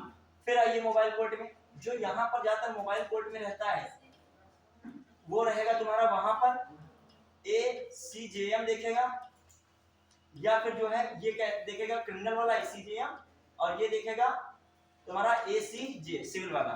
मतलब इसमें थोड़ा सा लेवल नीचे रहता है, ठीक है। इतना ध्यान न रखो, कोई बात नहीं, इतना याद रखिए। मोबाइल कोड कब बना? 2007 में। कहाँ स्थापित हुआ था पहली बार? मेवात में। और फिर जो है सिविल एंड क्रिमिनल दोनों मामले देखता है। प्लस इसको जो देन है, ये कई बार पूछा किसकी संकल्पना थी? APJ अब्दुल कलाम की। ये कई बार आया क्वेश्चन है, APJ अब्दुल कलाम। APJ अब्दुल कलाम ने जो है क्या की? इसकी संकल्पना दी थी। क्वेश्चन आता है मोबाइल कोड की संकल्पना सर्वप्रथम किसने दी थी? किसने दी थी? APJ अब्दुल कलाम। क्लियर? फिर आ जाइए NGT पे आ रहे हैं। किसमें आ रहे हैं हम लोग? NGT में भी देखिए क्या है।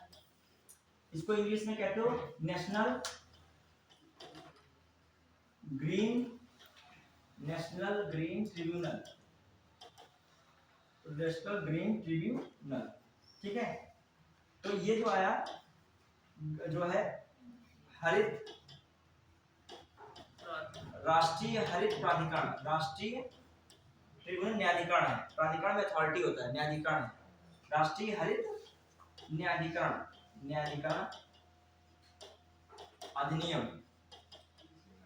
अधिनियम 2010 द्वारा एस्टेब्लिश भी कब हुआ? सेटअप कब हुआ? ये 2010 में ही हुआ। सेटअप कब हुआ?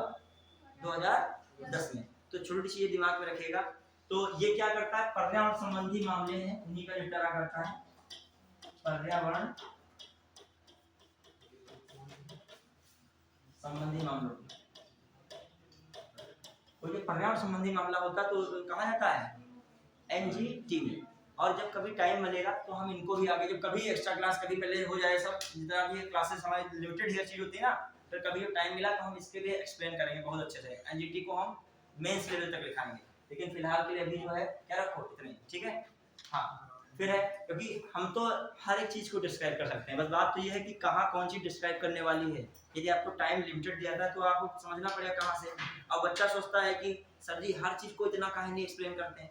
अब मान ली इसको एक्सप्लेन करें तो हमको 4 क्लास इसकी चाहिए, पता चला 4 क्लास में हमारा पंचायत राज व्यवस्था हो जाएगा, संवैधानिक आयोग हो जाएंगे, और जो है कार्यकारी आयोग हो जाएंगे, वैधानिक आयोग, बहुत सारे लेक्चर हो जाएंगे। उसमें 4 लेक्चर में हमारे बहुत क्लास कंप्लीट हो जाएंगी। तो बात ये, अब ये इतना आता भी नहीं। तुमने ये प्रीवियस ईयर क्वेश्चन देख लिए, 2-3 मिल जाएंगे तुमको, ये सब पूरे 117 में से बहुत ज्यादा 4 मिल जाएंगे। अब वो जो 100 प्लस किसके आए हैं? Supreme court, high court. उसके लिए मैंने 2-2 लेक्चर इसलिए पढ़ाए कि वो बहुत पूछा जाता है। जिसका वेट जितना वेटेज है उतना मैं पढ़ाऊंगा। हाँ आइए फिर क्या मामला हो रहा है? इसमें भी क्या मैटर है तुमको? बस NGT का फिलहाल लिखना रखना पड़ेगा। 2010 है, अधिनियम द्वारा आया था। पर्यावरण संबंधी मामले देखेगा 2010। इसमें एक चीज मैंने पूछा था कि चेयरमैन, इसका चेयरमैन बनता है, ठीक है, रिटायर्ड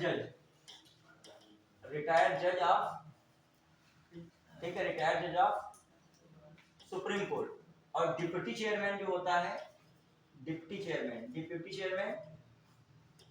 जो होता है वो रिटायर्ड जज ऑफ हाई कोर्ट। तो ये दिमाग में रखिएगा थोड़ा सा, ठीक है। मानवाधिकार आयोग है, अभी मैं इसका उल्लेख नहीं करूंगा। मानवाधिकार आयोग भी आगे आएगा, क्लियर। बहुत सारे आयोग भी आगे आएंगे, ठीक। फिर आइए जो देखिए फिर क्या मामला है? NGT भी हो गया। फिर वो हमने क्या लिखा था?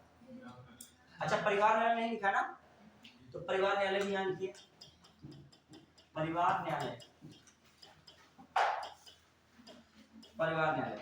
देखिए, परिवार न्यायालय का मैटर क्या है? हाँ परिवार न्यायालय में क्या मैटर रहता है? ये भी इस्टेब्लिश पूछाता है। ये कब हुआ इस्टेब्लिश हुआ? परिवार न्यायालय अधिनियम कब से इस्टेब्लिश हुआ? परिवार न्यायालय अधिनियम मतलब 1984। परिवार न्यायालय अधिनियम 1984 और कब इस्टेब्लिश हुआ? 1984 में। ये क्या करेगा? परिवार न्यायालय क्या होता है? ये क्या क्या करता है?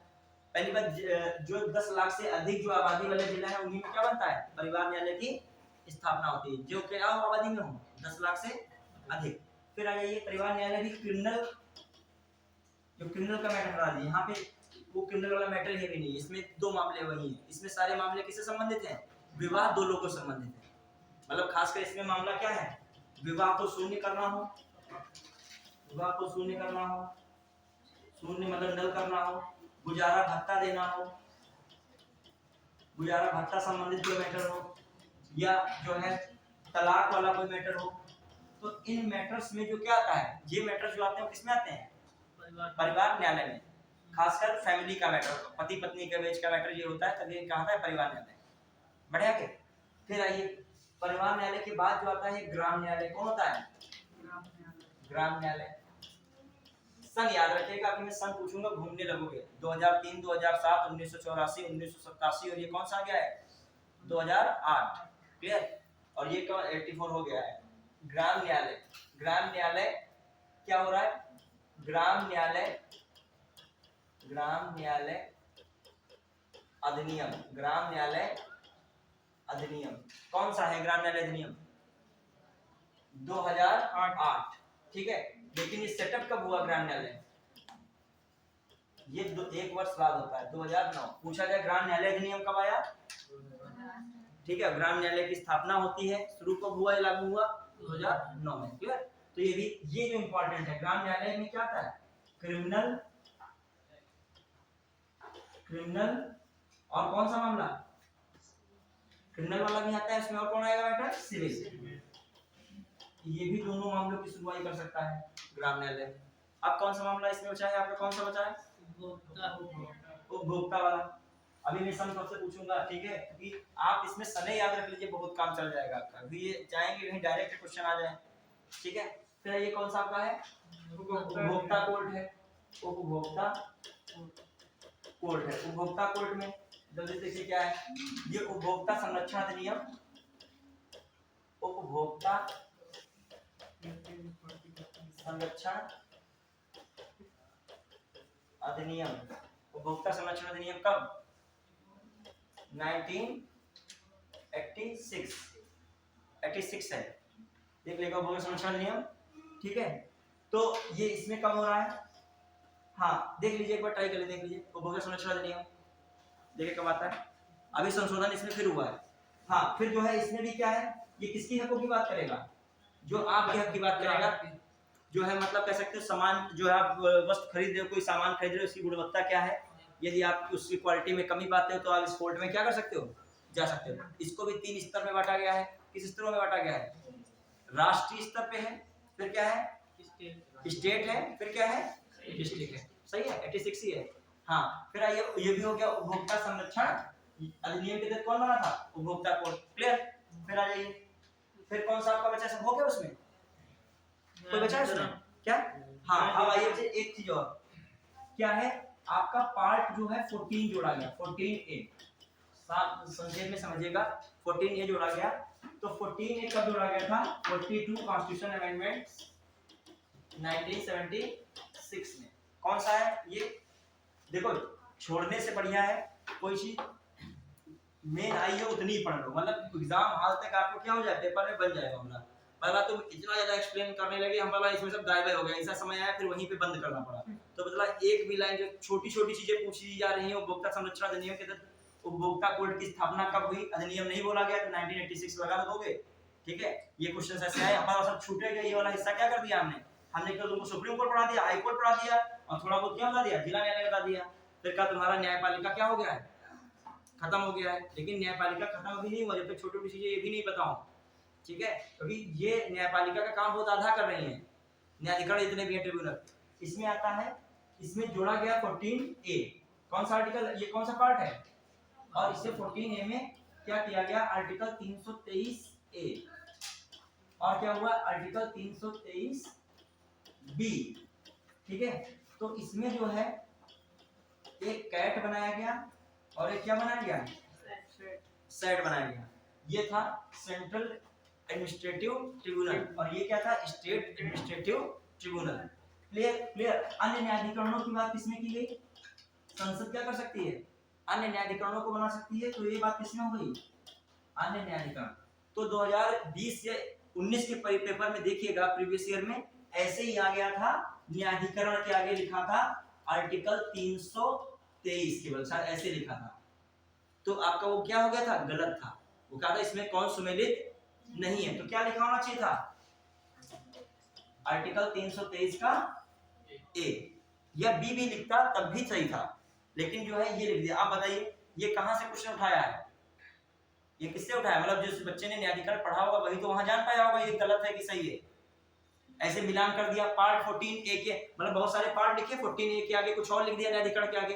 अब वो 4 सेंटेंस जैसे दे रहा है 4 मिलान, अब पूछ रहा है इनमें से कौन सा सुमेलित नहीं है, तुमको पता है ये 14A में, तो जानकारी सबकी होनी चाहिए।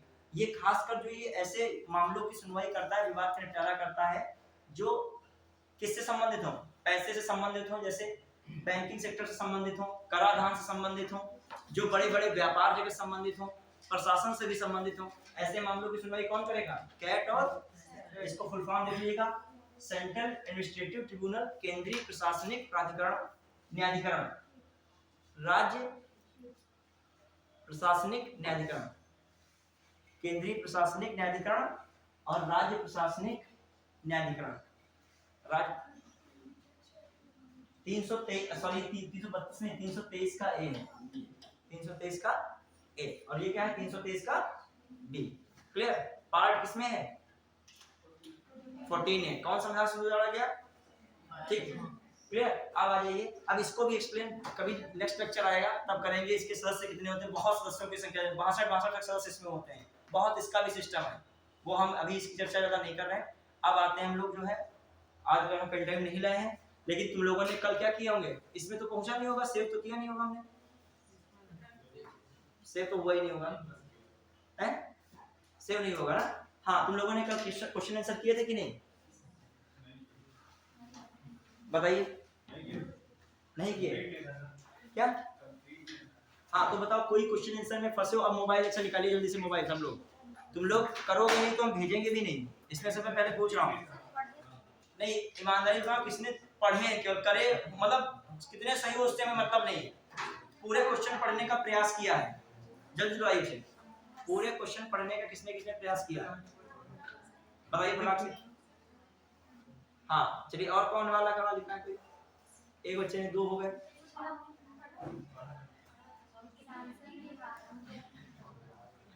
क्यों नहीं मालूम, पढ़ाई की है क्या आपका, जिसने पढ़ा हो, देखिए आपके सही कितने हैं गलत कितने पता ही नहीं था, और 100% जो है जो 50-50 मतलब पता है लेकिन कंफ्यूज है, ये आपका कितने में क्या रहा है। जब ऐसे पढ़ोगे नहीं, अभी हमारा न्यायपालिका खत्म हो गया, अब अगले बार हम स्थानीय निकाय पढ़ाने लगेंगे, क्या पढ़ाए स्टार्ट कर देंगे, स्थानीय निकाय शुरू हो जाएगा, तो क्या कर पाओगे बताओ, जो आप करोगे ही नहीं, तो आज खत्म हो गया। अब इसमें से जो पढ़ते तो आज जानते क्लास की वैल्यू क्या है, जो जानेगा तो वही जो मेहनत करेगा, केवल हवाबाजी करेगा थोड़ी जान पाएगा।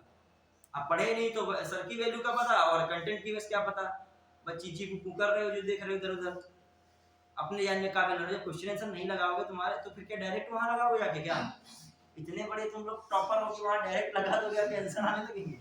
कितनी प्रैक्टिस करनी पड़ती है, इन 150 प्रश्नों को सॉल्व करने के लिए परीक्षा के, वो 10 से 20 हजार प्रश्नों से गुजरा होता है जो प्रीलिम्स निकालता है, इसे थोड़ी निकाल लोगे वहां केवल अपनी काबिलियत बता के, ऐसे 1-2 क्वेश्चन से नहीं निकलेगा, हालत खराब। अब इसमें देखिए तब जान जाओगे सर ने कुछ पढ़ाया है कि ये सब फंस रहा है कि नहीं फंस रहा है, देखिएगा, देखो उसको ओपन करो, सब लोग ओपन करोगे। अब ये पूछ रहे हैं सबसे, सब लोग मोबाइल इसके पास नहीं है, सहयोगी से मोबाइल लीजिए, ठीक है, इसमें बहाना नहीं चलेगा, ये यदि हम मौजूद हो यहाँ पे तो आपको देखना पड़ेगा,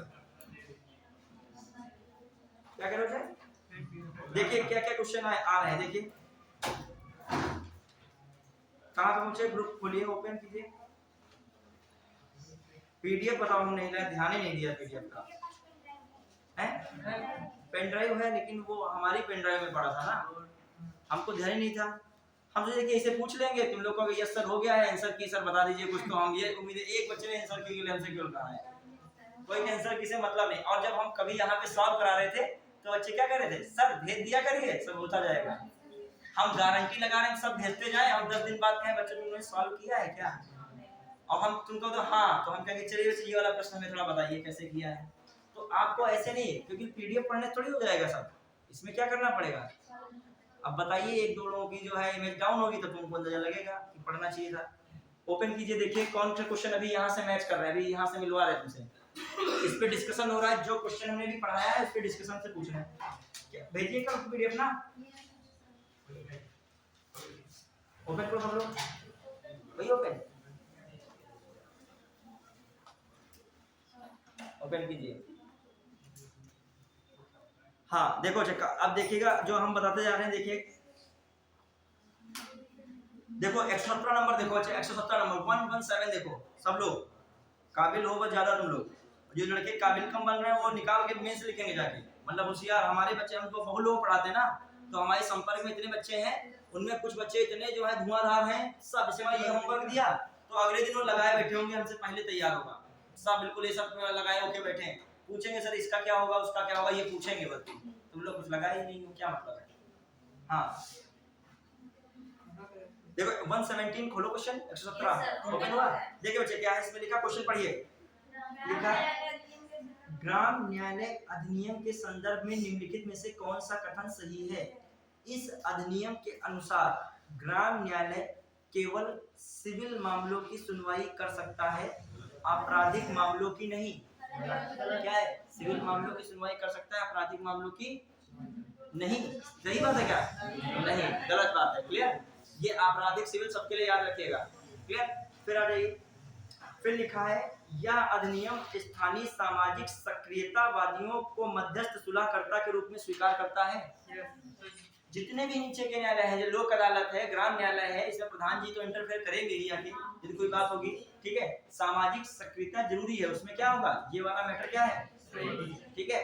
ग्राम न्यायालय में भी जो है क्या होते हैं, ये जो सामाजिक कार्यकर्ता लोग होते हैं उसमें क्या कर सकते हैं, इंटरफेयर कर सकते हैं, क्लियर। तो कौन सी बात हो रही है, ग्राम, ठीक है, क्लियर, समझ पाए कि नहीं। लोक अदालत में भी सिस्टम है और इसमें भी ये सिस्टम है, क्लियर। अब देखो 2 सेंटेंस वाला था, कितना खतरनाक था, 1 सेंटेंस वाला होता तो तुम क्या करते, तो सोचते ये एलिमिनेट करें कुछ बनाएं, अब इसमें 2 में क्या ऑप्शन है, यस दोनों पे पकड़ होनी चाहिए। अगला बच्चे देखिए, अब मैं पूछ रहा हूँ, हाँ 115 में देखिए, मोबाइल कोर्ट या चालित कोर्ट की अवधारणा किसने दी थी, एपीजे अब्दुल कलाम बीपीएससी है। यदि मान ली पढ़ के ही नहीं गए हो तो पता पीएन भगवती को लगाओ, किसको लगाओ, ठीक है, जब पढ़ के ही नहीं जाओगे। हाँ फिर आइए, अब आइए जो है 113 नंबर, कल मैंने बहुत समझाया था, तुम लोग पढ़िए और बताइए 113 कितना जबरदस्त क्वेश्चन। भारतीय नागरिकों के अधिकारों को संरक्षित करने में उच्च न्यायालय सर्वोच्च न्यायालय की अपेक्षा अच्छी बढ़िया स्थिति में है। क्या क्वेश्चन लिखा है, भारतीय नागरिकों के अधिकारों को संरक्षित करने में, भारतीय नागरिकों के अधिकारों को संरक्षित करने में, फिर क्या लिखा, उच्च न्यायालय सर्वोच्च न्यायालय से बेहतर स्थिति में है। बिल्कुल बात क्या है, सही है, वेरी गुड। फिर कारण क्या हो सकता है, कारण क्या लिखा, सर्वोच्च न्यायालय केवल मौलिक अधिकारों के संरक्षण के लिए ही फरमादेश जारी कर सकता है। सर्वोच्च न्यायालय केवल मौलिक अधिकारों के संरक्षण के लिए फरमादेश जारी कर सकता है। बिल्कुल बात क्या है, सही है। सुप्रीम कोर्ट के पास केवल और केवल पावर किसकी इस मामले में, मौलिक अधिकारों के संरक्षण की, उसके पास क्या थी, अन्य कानूनी अधिकारों के संरक्षण की भी थी।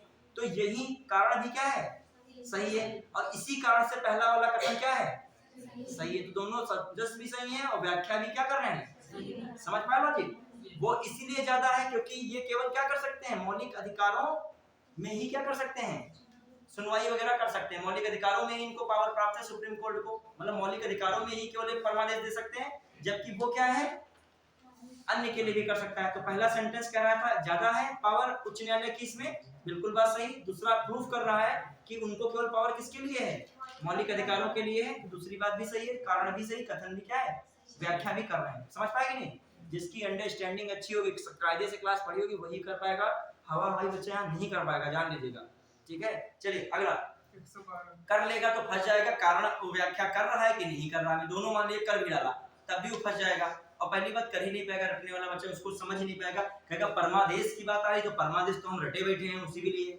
वही मौलिक अधिकारों के लिए क्या बता रहा है, ठीक है। चलिए अगला क्वेश्चन देखिए, कौन सा, 112 देखिए 112 में, आप करते बहुत एंजॉय आती है वो करने में, समस्या से करते हैं, लेकिन आप में इंटरेस्ट ही नहीं है तो बातें खत्म है। बस पढ़ने का इंटरेस्ट है, पढ़ने को अपने को हल तो करो, क्या हम पढ़ रहे हैं अपने से देखो, अपने में एवल्यूएशन करो, मूल्यांकन करो, अपना असेसमेंट करो, कहाँ पहुंचे हम लोग, 112, ये तो कल ही हो चुका था, 112, बहुत अच्छा, ये नहीं था वाला था, मैंने कल ही कराया था। आगे आइए, हाँ बहुत बढ़िया, 111 हुआ था कि नहीं, ठीक है। न्यायालय के आदेशों को जानबूझकर अवज्ञा करना या पालन न करना, ठीक है, तथा न्यायिक व्यवहार के बारे में अनादर सूचक भाषा का प्रयोग करने न्यायालय की अवमानना की कोटि में आएगा? बिल्कुल आएगा। किसी प्रकार से अनादर करोगे अवमानना में आएगा। ठीक है, फिर अगला न्यायिक सक्रियतावाद न्यायालय को अवमाननापूर्ण व्यवहार को दंडित करने के दंडात्मक अधिकार दिए बिना कार्रवाई नहीं कर सकता है। मतलब क्या है? अवमाननापूर्ण व्यवहार करते तो न्यायपालिका को दंडित करने का तो हमेशा अधिकार रहेगा, अवमानना को क्या रहेगा, उसको दंडित करने का अधिकार रहेगा। तो दोनों बातें क्या है? सही है, लेकिन व्याख्या नहीं कर रही है। व्याख्या का मामला है, वो न्यायिक सक्रियतावाद कह रहा है, वो अलग मैटर है न्यायिक सक्रियतावाद, और अवमानना तो किसी भी मैटर के लिए हो सकती है। तो सेंटेंस दोनों क्या है? सही है, लेकिन व्याख्या नहीं करते, व्याख्या नहीं करते। लेकिन अगला ये, अब मैं जो सारे करा नहीं पाऊंगा तो मेरे अच्छे अच्छे क्वेश्चन ला रहा हूं जो बड़े हों। हाँ, फिर आइए जो है IAS वाईएएस में फिर आए हूं। ठीक, इधर आ जाइए। ये देखिए 97 वाला देखिए आगे, 97 जो बड़े थोड़ा क्वेश्चन हो, सेंटेंस हो। देश में 25 उच्च न्यायालय हैं। सही है। सबसे अंतिम उच्च न्यायालय कौन है? आंध्र प्रदेश उच्च न्यायालय। कौन है? आंध्र प्रदेश उच्च न्यायालय 2019। क्लियर? तो 25वां है। फिर आइए अगला सेंटेंस क्या है? 3 उच्च न्यायालय का क्षेत्राधिकार 1 से अधिक पर है। 3 उच्च न्यायालय का क्षेत्राधिकार 1 से अधिक पर है। ये लाइन सही है? अरे तुम लोग समझ ही नहीं पाए। 3 उच्च न्यायालय का क्षेत्राधिकार 1 से अधिक पर है। 3 का है। हाँ, कितने का बचे? सब लोग गोबर हो। देखो गोबर अच्छी चीज होती है, उससे आयुर्वेदिक दवाई बनती है। कोई कहते हैं गोबर के साथ गोबर बहुत अच्छी चीज होती है। ठीक है, चलिए देखिए क्या है। सही नहीं है। क्या कह रहा है? 3 उच्च न्यायालय का क्षेत्राधिकार 1 से अधिक पर है।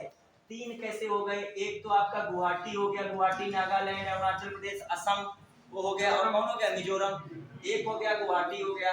फिर आइए आपका कौन हो गया? चंडीगढ़ वाला। पंजाब हरियाणा वाला हो गया, 2 राज्यों के लिए एक है। फिर आइए कोलकाता हो गया, कोलकाता और क्या है जो है कहां से? अंडमान निकोबार से है। फिर आ जाइए केरल, केरल का कहां? लक्षद्वीप से है। फिर कहां? तमिलनाडु पुदुचेरी से है। तो 3 तो यही हो गए। और अभी एक और है, कौन है? अरे तो हो ही जाएंगे 6। कौन है? बम्बई। वो कौन है? गोवा है, दमन दीव है। तो कितने हो गए बताओ? 6। तुमको ये ऐसे नहीं कर पाए। अभी जहां पढ़ाए थे बच्चों का IQ इतना जबरदस्त, तुरंत कहा सभी गलत, तुरंत बोले, और यहाँ सोच ही नहीं पा रहे हो। नहीं 6 ज्ञात थे, इतना तो पता होना चाहिए कि 3 तो नहीं थे। ठीक है, नहीं 6 पक्का था, 3 तो पता ही होता। हाँ आए थे। अगला, किसी भी संघ राज्य क्षेत्र का अपना उच्च न्यायालय नहीं है। बिल्कुल गलत है। अपना उच्च न्यायालय है किसका? दिल्ली का। तो ये वाली बात क्या? ये भी गलत है। फिर उच्च न्यायालय का न्यायाधीश 62 वर्ष की उम्र पर पद पर रह सकता है। बिल्कुल बात सही है। तो पहला और क्या बचे? चौथा सही है, option C is right. Clear? ये क्वेश्चन आंसर भी एक पढ़ाई का हिस्सा है, ये कोई और का हिस्सा नहीं है। ये तुम्हारी क्या है? बच्चे क्या करते हैं? बड़ी बड़ी कोचिंग में तैयारी करते हैं, लेकिन कभी क्वेश्चन आंसर की प्रैक्टिस नहीं करते हैं। फिर उनकी हालत ये होती है कि 4-4 साल लगते हैं, फिर दिक्कत बहुत होती है। ठीक है, बस इतना समझिएगा। हाँ, मतलब एक ही स्टेज नहीं पार हो रहा है, अगले तो बहुत दूर की बात हो जाती है। विद्वान बहुत हो जाते हैं, दिक्कतें। अभी आप प्रैक्टिस नहीं कर रहे हो। मैथ है, कितनी भी मैथ लगा लो, यदि घर में एक्सरसाइज नहीं सॉल्व करोगे तो मैथ आएगी क्या? नहीं है, कभी नहीं मैं जीवन में आएगी। तो जीएस भी ऐसे ही है। यदि तुम टॉपिक पढ़ रहे हो, क्वेश्चन आंसर प्रैक्टिस नहीं कर रहे हो, तुम समझ कैसे पा रहे हो कि हम समझ रहे हैं क्या हम कर रहे हैं? तो हमने पढ़ाया, तुमने तो पढ़ लिया, इसको इंप्लीमेंट क्या कर पा रहे हो? आइए, उच्च न्यायालय के सेवानिवृत्त जज को पेंशन कहां से दी जाती है? ये तो मैं बनाई इसका 92 वाला। किससे दी जाती है? भारत की संचित से। उच्च न्यायालय के जो वेतन मिलता है उसको किससे मिलेगा? राज्य संचित से। उच्च न्यायालय के इतने भी खर्चे हैं वो सब किससे होंगे? राज्य संचित से। हाँ, अब पेंशन जो है बच्चे वो किससे होता है? भारत संचित से। तुम लोग जो है कोई बात नहीं, डरो नहीं करो। हाँ, वो हो जाती गलती। अगला 37 देखिए, यूपीपी से 2016 में आया। 87 सॉरी 87 देखिए, 87 37 नहीं, वो हल्का सा बिगड़ा हुआ। 87 निम्नलिखित में से भारत में उच्च न्यायालय के बारे में क्या सही नहीं है? द्वितीय अपील उच्च न्यायालय के अपीली क्षेत्राधिकार जो है, द्वितीय अपील उच्च न्यायालय के अपीली क्षेत्राधिकार में है। सही बात है कि नहीं? सही है। जिसने कायदे से हमारी लेक्चर पढ़ा होगा वो 117 में मैं बता रहा हूँ मिनिमम से मिनिमम 100 प्लस तो जरूर जाएगा। कितना प्लस जाएगा? 100 प्लस जाएगा। 17 और जो है कोई जो है बहुत कायदे से पढ़ा होगा, बिल्कुल घर में जाके कॉपी को आराम से सोच रहा होगा, चिंतन कर रहा होगा सर ने क्या लिखा है, अपने को दोहराता होगा, ठीक है, वो 105 है भी, क्योंकि हमने अपने बार टेस्ट लिया है। तो मतलब जहाँ भी हम पढ़ाते ना हम लोगों को ऐसे नहीं लिए, हम ऐसे नहीं पढ़ाते टेस्ट, हम ऐसे देते कि 15 मिनट टाइम दे रहे तुम लोग करके दिखाओ, तुरंत का तुरंत रिजल्ट दिया जाता है। तो तुरंत मैं बच्चों का आईक्यू लेवल देख लेता हूँ। मैंने 45 मिनट दिए तुरंत इसको सॉल्व करने के लिए, 45 में कट ऑफ आने लगा, 88 आया, 100 आया, आने लगा कट ऑफ। उसने क्या किया था, बच्चे ने चिंतन किया, तुम लोगों से वो भी तो प्रेशर है कुछ नहीं ले गए, वो करने लगे, वो टॉपर्स बन रहे हैं। और यहाँ पर हम जो एकदम करा लें, इसको हम बता देंगे तुम्हारा क्या हो जाएगा, शकल से ही बता देंगे, ठीक है ठीक है, बस काबिलियत ज्यादा है। लेकिन वो बच्चे कभी एक काबिलियत ओवर नहीं दिखाते, बिल्कुल शांत रहते हैं। कभी होगा तो टेस्ट सबका कंबाइंड होगा, भी टेस्ट देखेगा बहुत शांत रहेंगे। कभी ये नहीं है कि टीचर सामने बहुत काबिल बन रहे हैं, लेकिन रियलिटी में क्या है, काबिल हैं, क्योंकि उनको तुम दे दोगे ना कोई प्रीवियस ईयर, सब क्लियर करे बैठे हैं, तुम लगेगा दुबले पतले हैं ये इनको पता नहीं होगा, और जब कहीं अपना ज्ञान का भंडार खोलेंगे तो बताओ कहाँ से पूछो। चलिए हाँ, और फालतू की चीजें, फालतू को हटा ही देते हैं, फालतू चीजें तो उनको दो नहीं पढ़ेंगे वो, क्योंकि उनको पता है क्या पढ़ना है और क्या करना है, छोड़ना भी है। क्योंकि कई सारी बुक हैं, इतनी पीछे बुक्स लगी हैं, ठीक है, इतनी पढ़ के ही क्या निकल पाएगा, तुम सारी पढ़ भी डालो तब भी तुम मेंस नहीं दे पा रहे हो, ठीक है, और मेंस दे रहे हो तो निकल भी नहीं रहा। मतलब बहुत चीजें होती हैं, आपका केवल यही नहीं हो, बुक का इम्प्लीमेंट करना पड़ेगा ना, ऐसे थोड़ी हो पाएगा। अब इतनी बुक कोई कह दे हम पढ़ डालेंगे, हम इतनी बुक रख दे तुम पढ़ डालो, और तुम्हारा इस बार गारंटी लो इतनी बुक पढ़ के क्या निकाल दो, प्रीलिम्स वहां निकाल दो, प्रीलिम्स निकाल दो दूर की बात है, मेंस तो ठीक है नहीं निकाल पाओगे, क्योंकि तुम इंप्लीमेंट नहीं कर रहे हो, घूम नहीं रहे हो। जिस प्रकार के एग्जाम क्वेश्चन पूछ रहा है, तुम केवल कहानी के रूप में पढ़े जा रहे हो, अपनी जान में ज्ञानी बाबा बने जा रहे हो, लेकिन रियलिटी में क्या है, वो सेंटेंस दे रहा है, एलिमिनेशन दे रहा है, छोटी छोटी बारीकियां दे रहा है, वो क्या है, टेक्निकलिटी दे रहा है, लास्ट एग्जाम के समय होता है, कुछ नहीं कर पा रहे हो, एलिमिनेशन कर रहे हो ना कुछ कर रहे हो। चलिए आइए क्वेश्चन में पता चल रहा है। आइए ये देखिए 75 नंबर और देखिए, सारे करा नहीं पाएंगे इसलिए बीच बीच से हम करा रहे हैं, ठीक है। आईएएस 2008 में, घबराओ नहीं, आईएएस तो और आराम से करो, आईएएस में कहीं पे पीछे से सरल क्वेश्चन लगता है, ठीक है, पीछे वाले और नोटंकी से बनाते हैं, 1 2 वाला देते ज्यादा है, आईएएस वाले 1 2 3 4 देते हैं।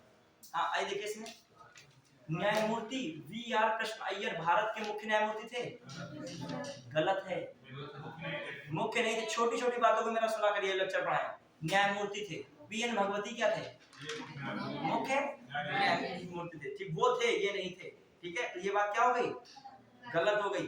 फिर न्यायमूर्ति वी आर कृष्ण अय्यर भारतीय न्यायिक व्यवस्था में लोकहित याचिका के प्रजनन में से एक जाने जाते हैं, बिल्कुल क्या है, सही है। तो कौन हो जाएगा, केवल दो। अब देखो मैंने स्टोरी भी तुमको वी आर कृष्ण अय्यर की बताई, वो वाला तुम जो क्या है, एक वो भी तुमको बताया था, एक मुकदमा उनका, ठीक है, हाँ एक तो बिहार वाला भी है और एक और मुकदमा है उनका जो है, किसका जो बता रहा था, कब आया था इनका पहली बार, इनका वाला जो है बात कब, मतलब जो इनका जो जनहित याचिका इनकी वी आर कृष्ण अय्यर की वाली कब थी जनहित याचिका, सन याद रखिए 1980 में हुआ था, कब हुआ था, 79 में कौन सा हुआ था, बिहार वाला, जो एक वकील किए थे। थोड़ा सा भले हम स्टोरी कहें कि ये इंटरेस्टिंग स्टोरी है, लेकिन आपको क्या करना पड़ेगा, वो भी देखो एग्जाम में तो ऐसे ही बना रहा है, देखो क्या है, ठीक है। आइए अगला देखिए, हम दे रहे हैं अब जो है इसमें देखिए 79, जबरदस्त क्वेश्चन है 79, आईएएस में आया है 2019 में, बहुत अच्छा क्वेश्चन 79 क्वेश्चन देखो, फटाक से देखिए, देखो क्या लिखा है, किसी भी केंद्रीय विधि को संवैधानिक रूप से अवैध घोषित करने की किसी भी उच्च न्यायालय को अधिकारिकता नहीं होगी, सही बात है, गलत है, वेरी गुड। क्या कह रहा है, किसी भी केंद्रीय विधि को संवैधानिक रूप से अवैध घोषित करने की किसी भी उच्च न्यायालय को अधिकारिकता नहीं होगी, बल्कि अधिकारिकता है, सीमित किया गया था 42वें संविधान संशोधन, फिर से क्या कर दिया गया, बहाल कर दिया गया 43वें संविधान संशोधन, याद कीजिए मेरी कॉपी में लिखा है पूरा इसके बारे में।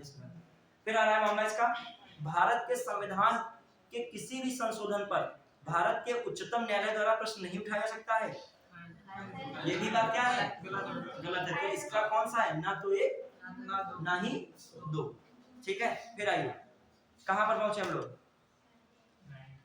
जो है 77 वाला भी देख लीजिए, 78 वाला तो हमने नहीं करा, चलिए 78 वाला देख लीजिए, बहुत अच्छा क्वेश्चन है ये। आइए इसमें आया है भारत सरकार, देखो हम लोग टॉपिक की ओर पढ़ते हैं, हमको ये नहीं पता यूपीएससी में आईएएस का ये क्वेश्चन जाएगा, पीसीएस का जाएगा, छत्तीसगढ़ में, इससे कोई मतलब नहीं। आप टॉपिक को इतना कायदे से कवर कीजिए जितना भी सिविल सर्विसेज के लिए इंपॉर्टेंट सब कवर हो जाए बस। अब देखो ये लिखा क्वेश्चन, निम्नलिखित में से कौन सा उच्चतम न्यायालय को आरंभिक अधिकारिकता में आते हैं?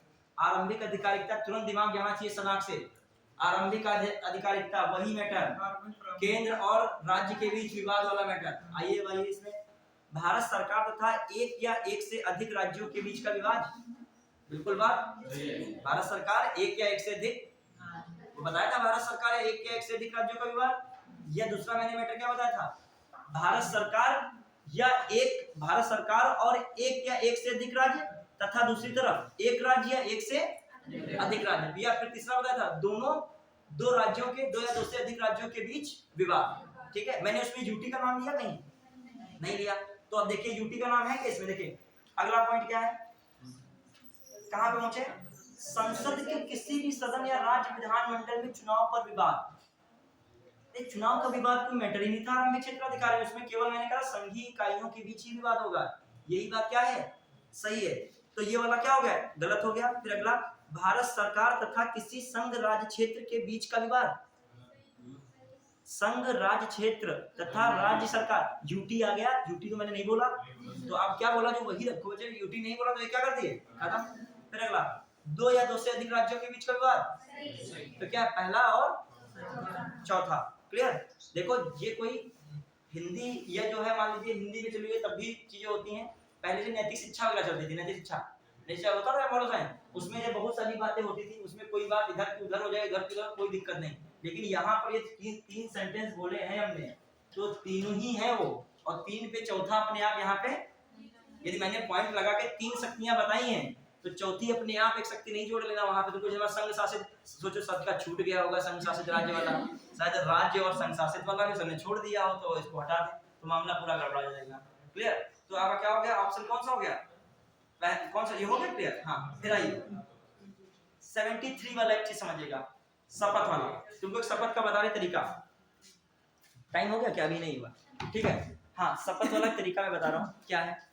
जो शपथ लेते हैं, सब लोग लेते हैं शपथ, सबकी शपथ यही है, मैं भारत के संविधान के प्रति सच्ची श्रद्धा और निष्ठा रखूंगा, फिर देश की एकता और अखंडता को बनाए रखूंगा, ये सब लेते हैं, शुरुआत का सबका सेम रहता है। लेकिन डिफरेंस कहाँ जाता है, जो आपका जो लेगा न्यायपालिका संबंधी न्यायाधीश, उसमें लास्ट में विधि, संविधान एवं विधि की मर्यादा बनाए रखूंगा, मतलब विधि का जरूर लास्ट में आ जाएगा, क्या जाएगा, ठीक है।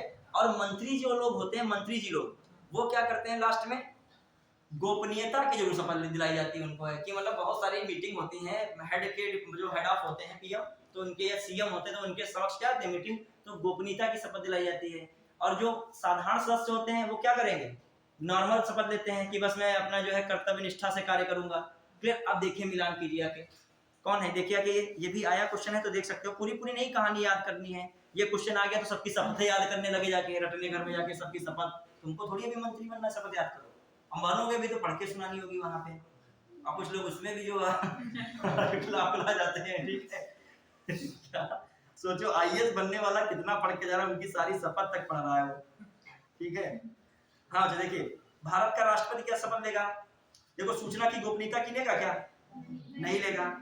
कर्तव्यों की निष्ठा, ये 73 बचे क्वेश्चन, 73, ठीक है 73, कर्तव्यों के निष्ठा पूर्वक, तो वो तो सदस्य ही लेंगे संसद के, भारत के संविधान के प्रति श्रद्धा और निष्ठा रखूंगा, ये क्या है, जब उसने पहली लाइन लिख दी है तो क्या है, अभी रुकिएगा, अभी मान डाउट है आपको, राष्ट्र पे छोड़ दीजिए, फिर भी आइए, सर्वोच्च न्यायालय का जज क्या शपथ लेगा आपसे, लास्ट में उसमें क्या मिलना चाहिए, देखो चौथे में देखो, संविधान और विधि की मर्यादा बनाए रखेंगे। फिर उधर मंत्री का देख लीजिए, मंत्री जी का देखिएगा, सूचना की गोपनीयता, वो गोपनीयता की बात करते हैं, डी वाला कौन हो गया, पहला, और जो बचा कौन है, तो बी का कौन सा हो गया, चौथा, बी का चौथा का मतलब, और डी का कौन हो गया, दूसरा। तो कौन सा ऑप्शन बन गया, जो है बी का चौथा और डी का दूसरा, नहीं पहला, डी का पहला, सी ऑप्शन कौन बन गया, सी, बस बात खत्म हो गई, क्लियर। और साधारण कर्तव्यों का पालन करूंगा, कौन कह रहा है, सांसद कह रहे हैं। तो ये सब चीजें क्या है, आपको दिमाग में रखनी पड़ेंगी। एक दो और क्वेश्चन बता दीजिए तो हम इसी के साथ क्या कर दें, आपका खत्म करें। जैसे बताइएगा, देखिए 53 वाला सब लोग देखिए 53 बताइए 53 का परामर्श वाला है, बताइए 53 में परामर्श संबंधी है, बताइए क्या क्या 53 में परामर्श के बारे में है, बताइए। अब एक चीज में बताइए, ये यहाँ वाला करना।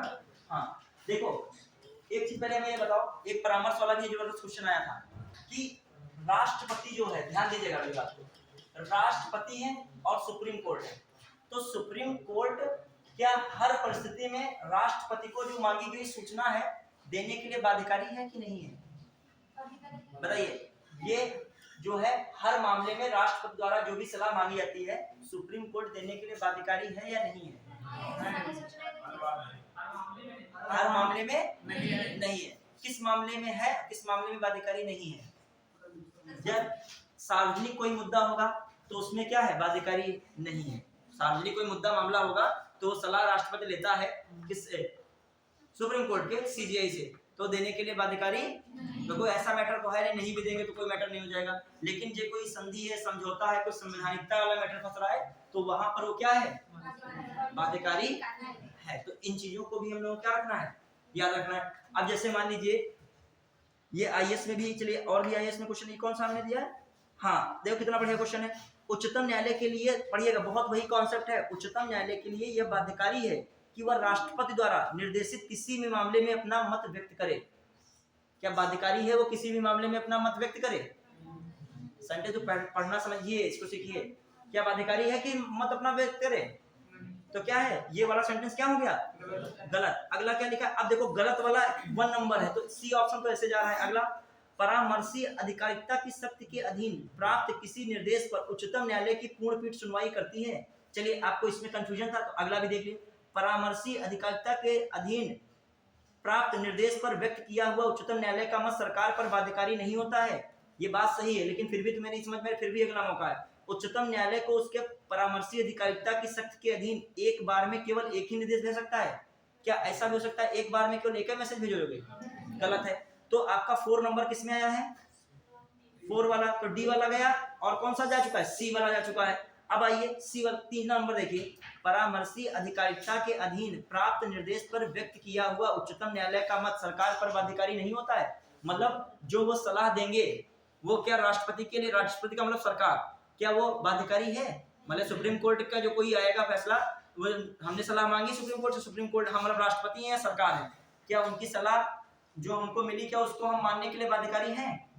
नहीं है। सरकार या राष्ट्रपति बाध्यकारी कभी वो हो सकते हैं बाध्यकारी किसी मामले में देने के लिए या ना देने के लिए, लेकिन यहाँ पर बाध्यकारी नहीं है।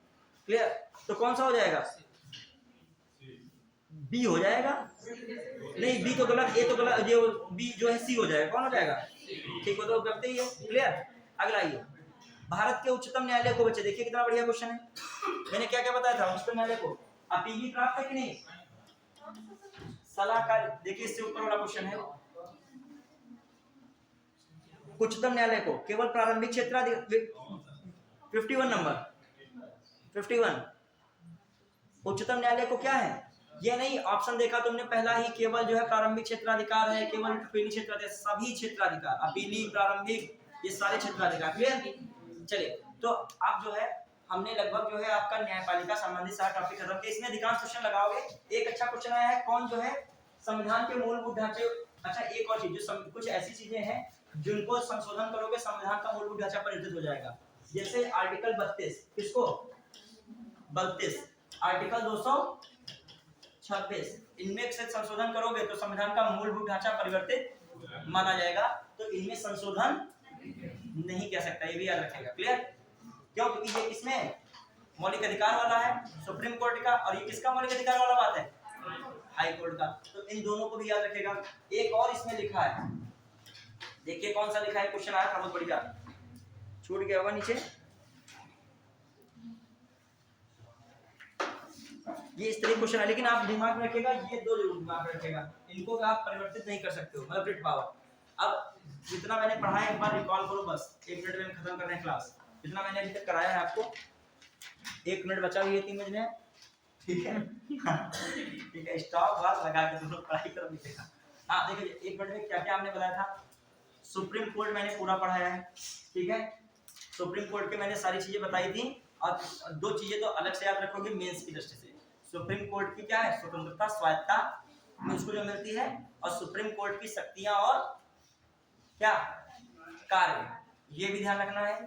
दूसरी चीजें मैंने किसके बारे में बताया था, सब कुछ हाई कोर्ट के बारे में। तो आप हाई कोर्ट में पढ़ लीजिएगा, लेकिन विशेषकर आपको क्या याद रखना है, उसकी स्वतंत्रता और स्वायत्ता।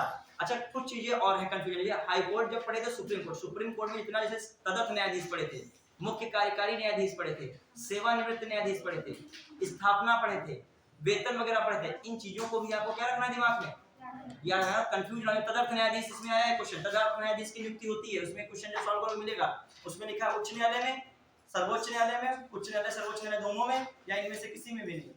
किसको लगाओगे, सर्वोच्च न्यायालय में। ये नहीं है सर ने शायद उच्च न्यायालय भूल गए हो बताने को यहाँ पे तदर्थ न्यायाधीश।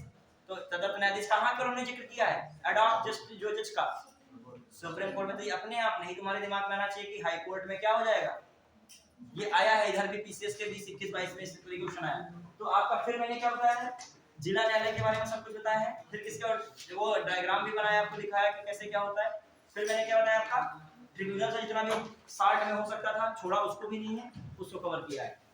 अब मेंस के भी मैं 30-40 क्वेश्चन देखा था इस टॉपिक के, इससे रिलेटेड जो अभी आए थे, उनमें से मैंने 10 क्वेश्चन या 8 क्वेश्चन निकाले हैं। मतलब वो 40 क्वेश्चन को क्या कर रहे हैं, कवर कर रहे हैं, और वो कवर कर ही रहे हैं। हमने बिल्कुल स्पष्ट तरीके से उसका निकाला। वो 2023 के पीसीएस में भी उसमें से आया है, मेंस में आया है, न्यायिक सक्रियता का पूछा गया है। पीसीएस मेंस के पेपर में न्यायिक सक्रियता का पूछा गया, तो वो भी उसी में कवर हो रहा है। तो कहने को मतलब जो आगामी कोई परीक्षा होगी, जब हुआ तो उसका उसमें क्या हो सकता है, आ सकता है। अब मैंने आपको दो चीजें बताई थी, न्यायिक सक्रियता ये, और क्या बताया था, पीआईएल। इसके सोचो मेंस में क्वेश्चन आया है। अब मान लीजिए न्यायिक सक्रियता आपको बिल्कुल नहीं पता, तो पेन चलेगा ही नहीं, क्या चलाओगे बताओ न्यायिक सक्रियता में। यदि पता है तुम कुछ ना कुछ तो लिखना शुरू कर दोगे। जो है न्यायिक सक्रियता जो है समाज में सभी तक सुलभ न्याय पहुंचाने के लिए एक व्यवस्था की गई है। इसका जो है उत्पत्ति अमेरिका से हुई है। इसके जो है मुख्य साधनों में पीआईएल का उपयोग किया जाता है। इसका कोई एग्जांपल देके वाला लिख सकते हो, थोड़ा बता सकते हो कौन सा मैटर, हुसैनारा बनाम बिहार सरकारवाद 1979, बहुत संक्षेप में 2 लाइनें। तिहाड़ वाला मैटर इसमें लिख सकते हो। फिर इसमें ये भी बता सकते हो, क्योंकि न्यायिक सक्रियता किससे जुड़ा है, पीआईएल से, तो पीआईएल के जो तुम क्या बता दोगे जनक, पीआईएल के जनक कौन कौन है, अय्यर है, भगवती, पीएन भगवती। और न्यायिक सक्रियता के भी जनक इनको माना जाता है, न्यायिक सक्रियता में भी इनका नाम आता है। बस एक दो लोग एकदम एक्स्ट्रा जाते हैं, एक देसाई करके हैं, चिन्ना स्वामी देसाई, ठीक है। और कौन है सुनेगा, न्यायिक सक्रियता में इन दोनों का नाम आता है, किसका, पीएन भगवती और कृष्ण अय्यर का। तो तुम्हारे ये भी नाम आ जाएंगे।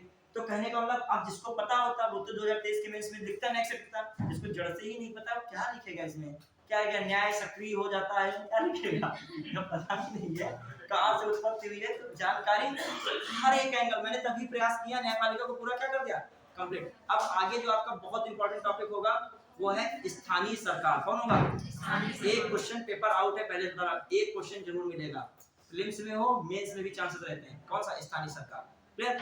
उसको जो है स्किप मत कीजिएगा, प्रयास करेंगे एक लेक्चर में, थोड़ा बहुत बाकी रहेगा दूसरे लेक्चर में, क्लियर। चलिए आज के लिए फोटो ले लेते हैं, कर दीजिएगा।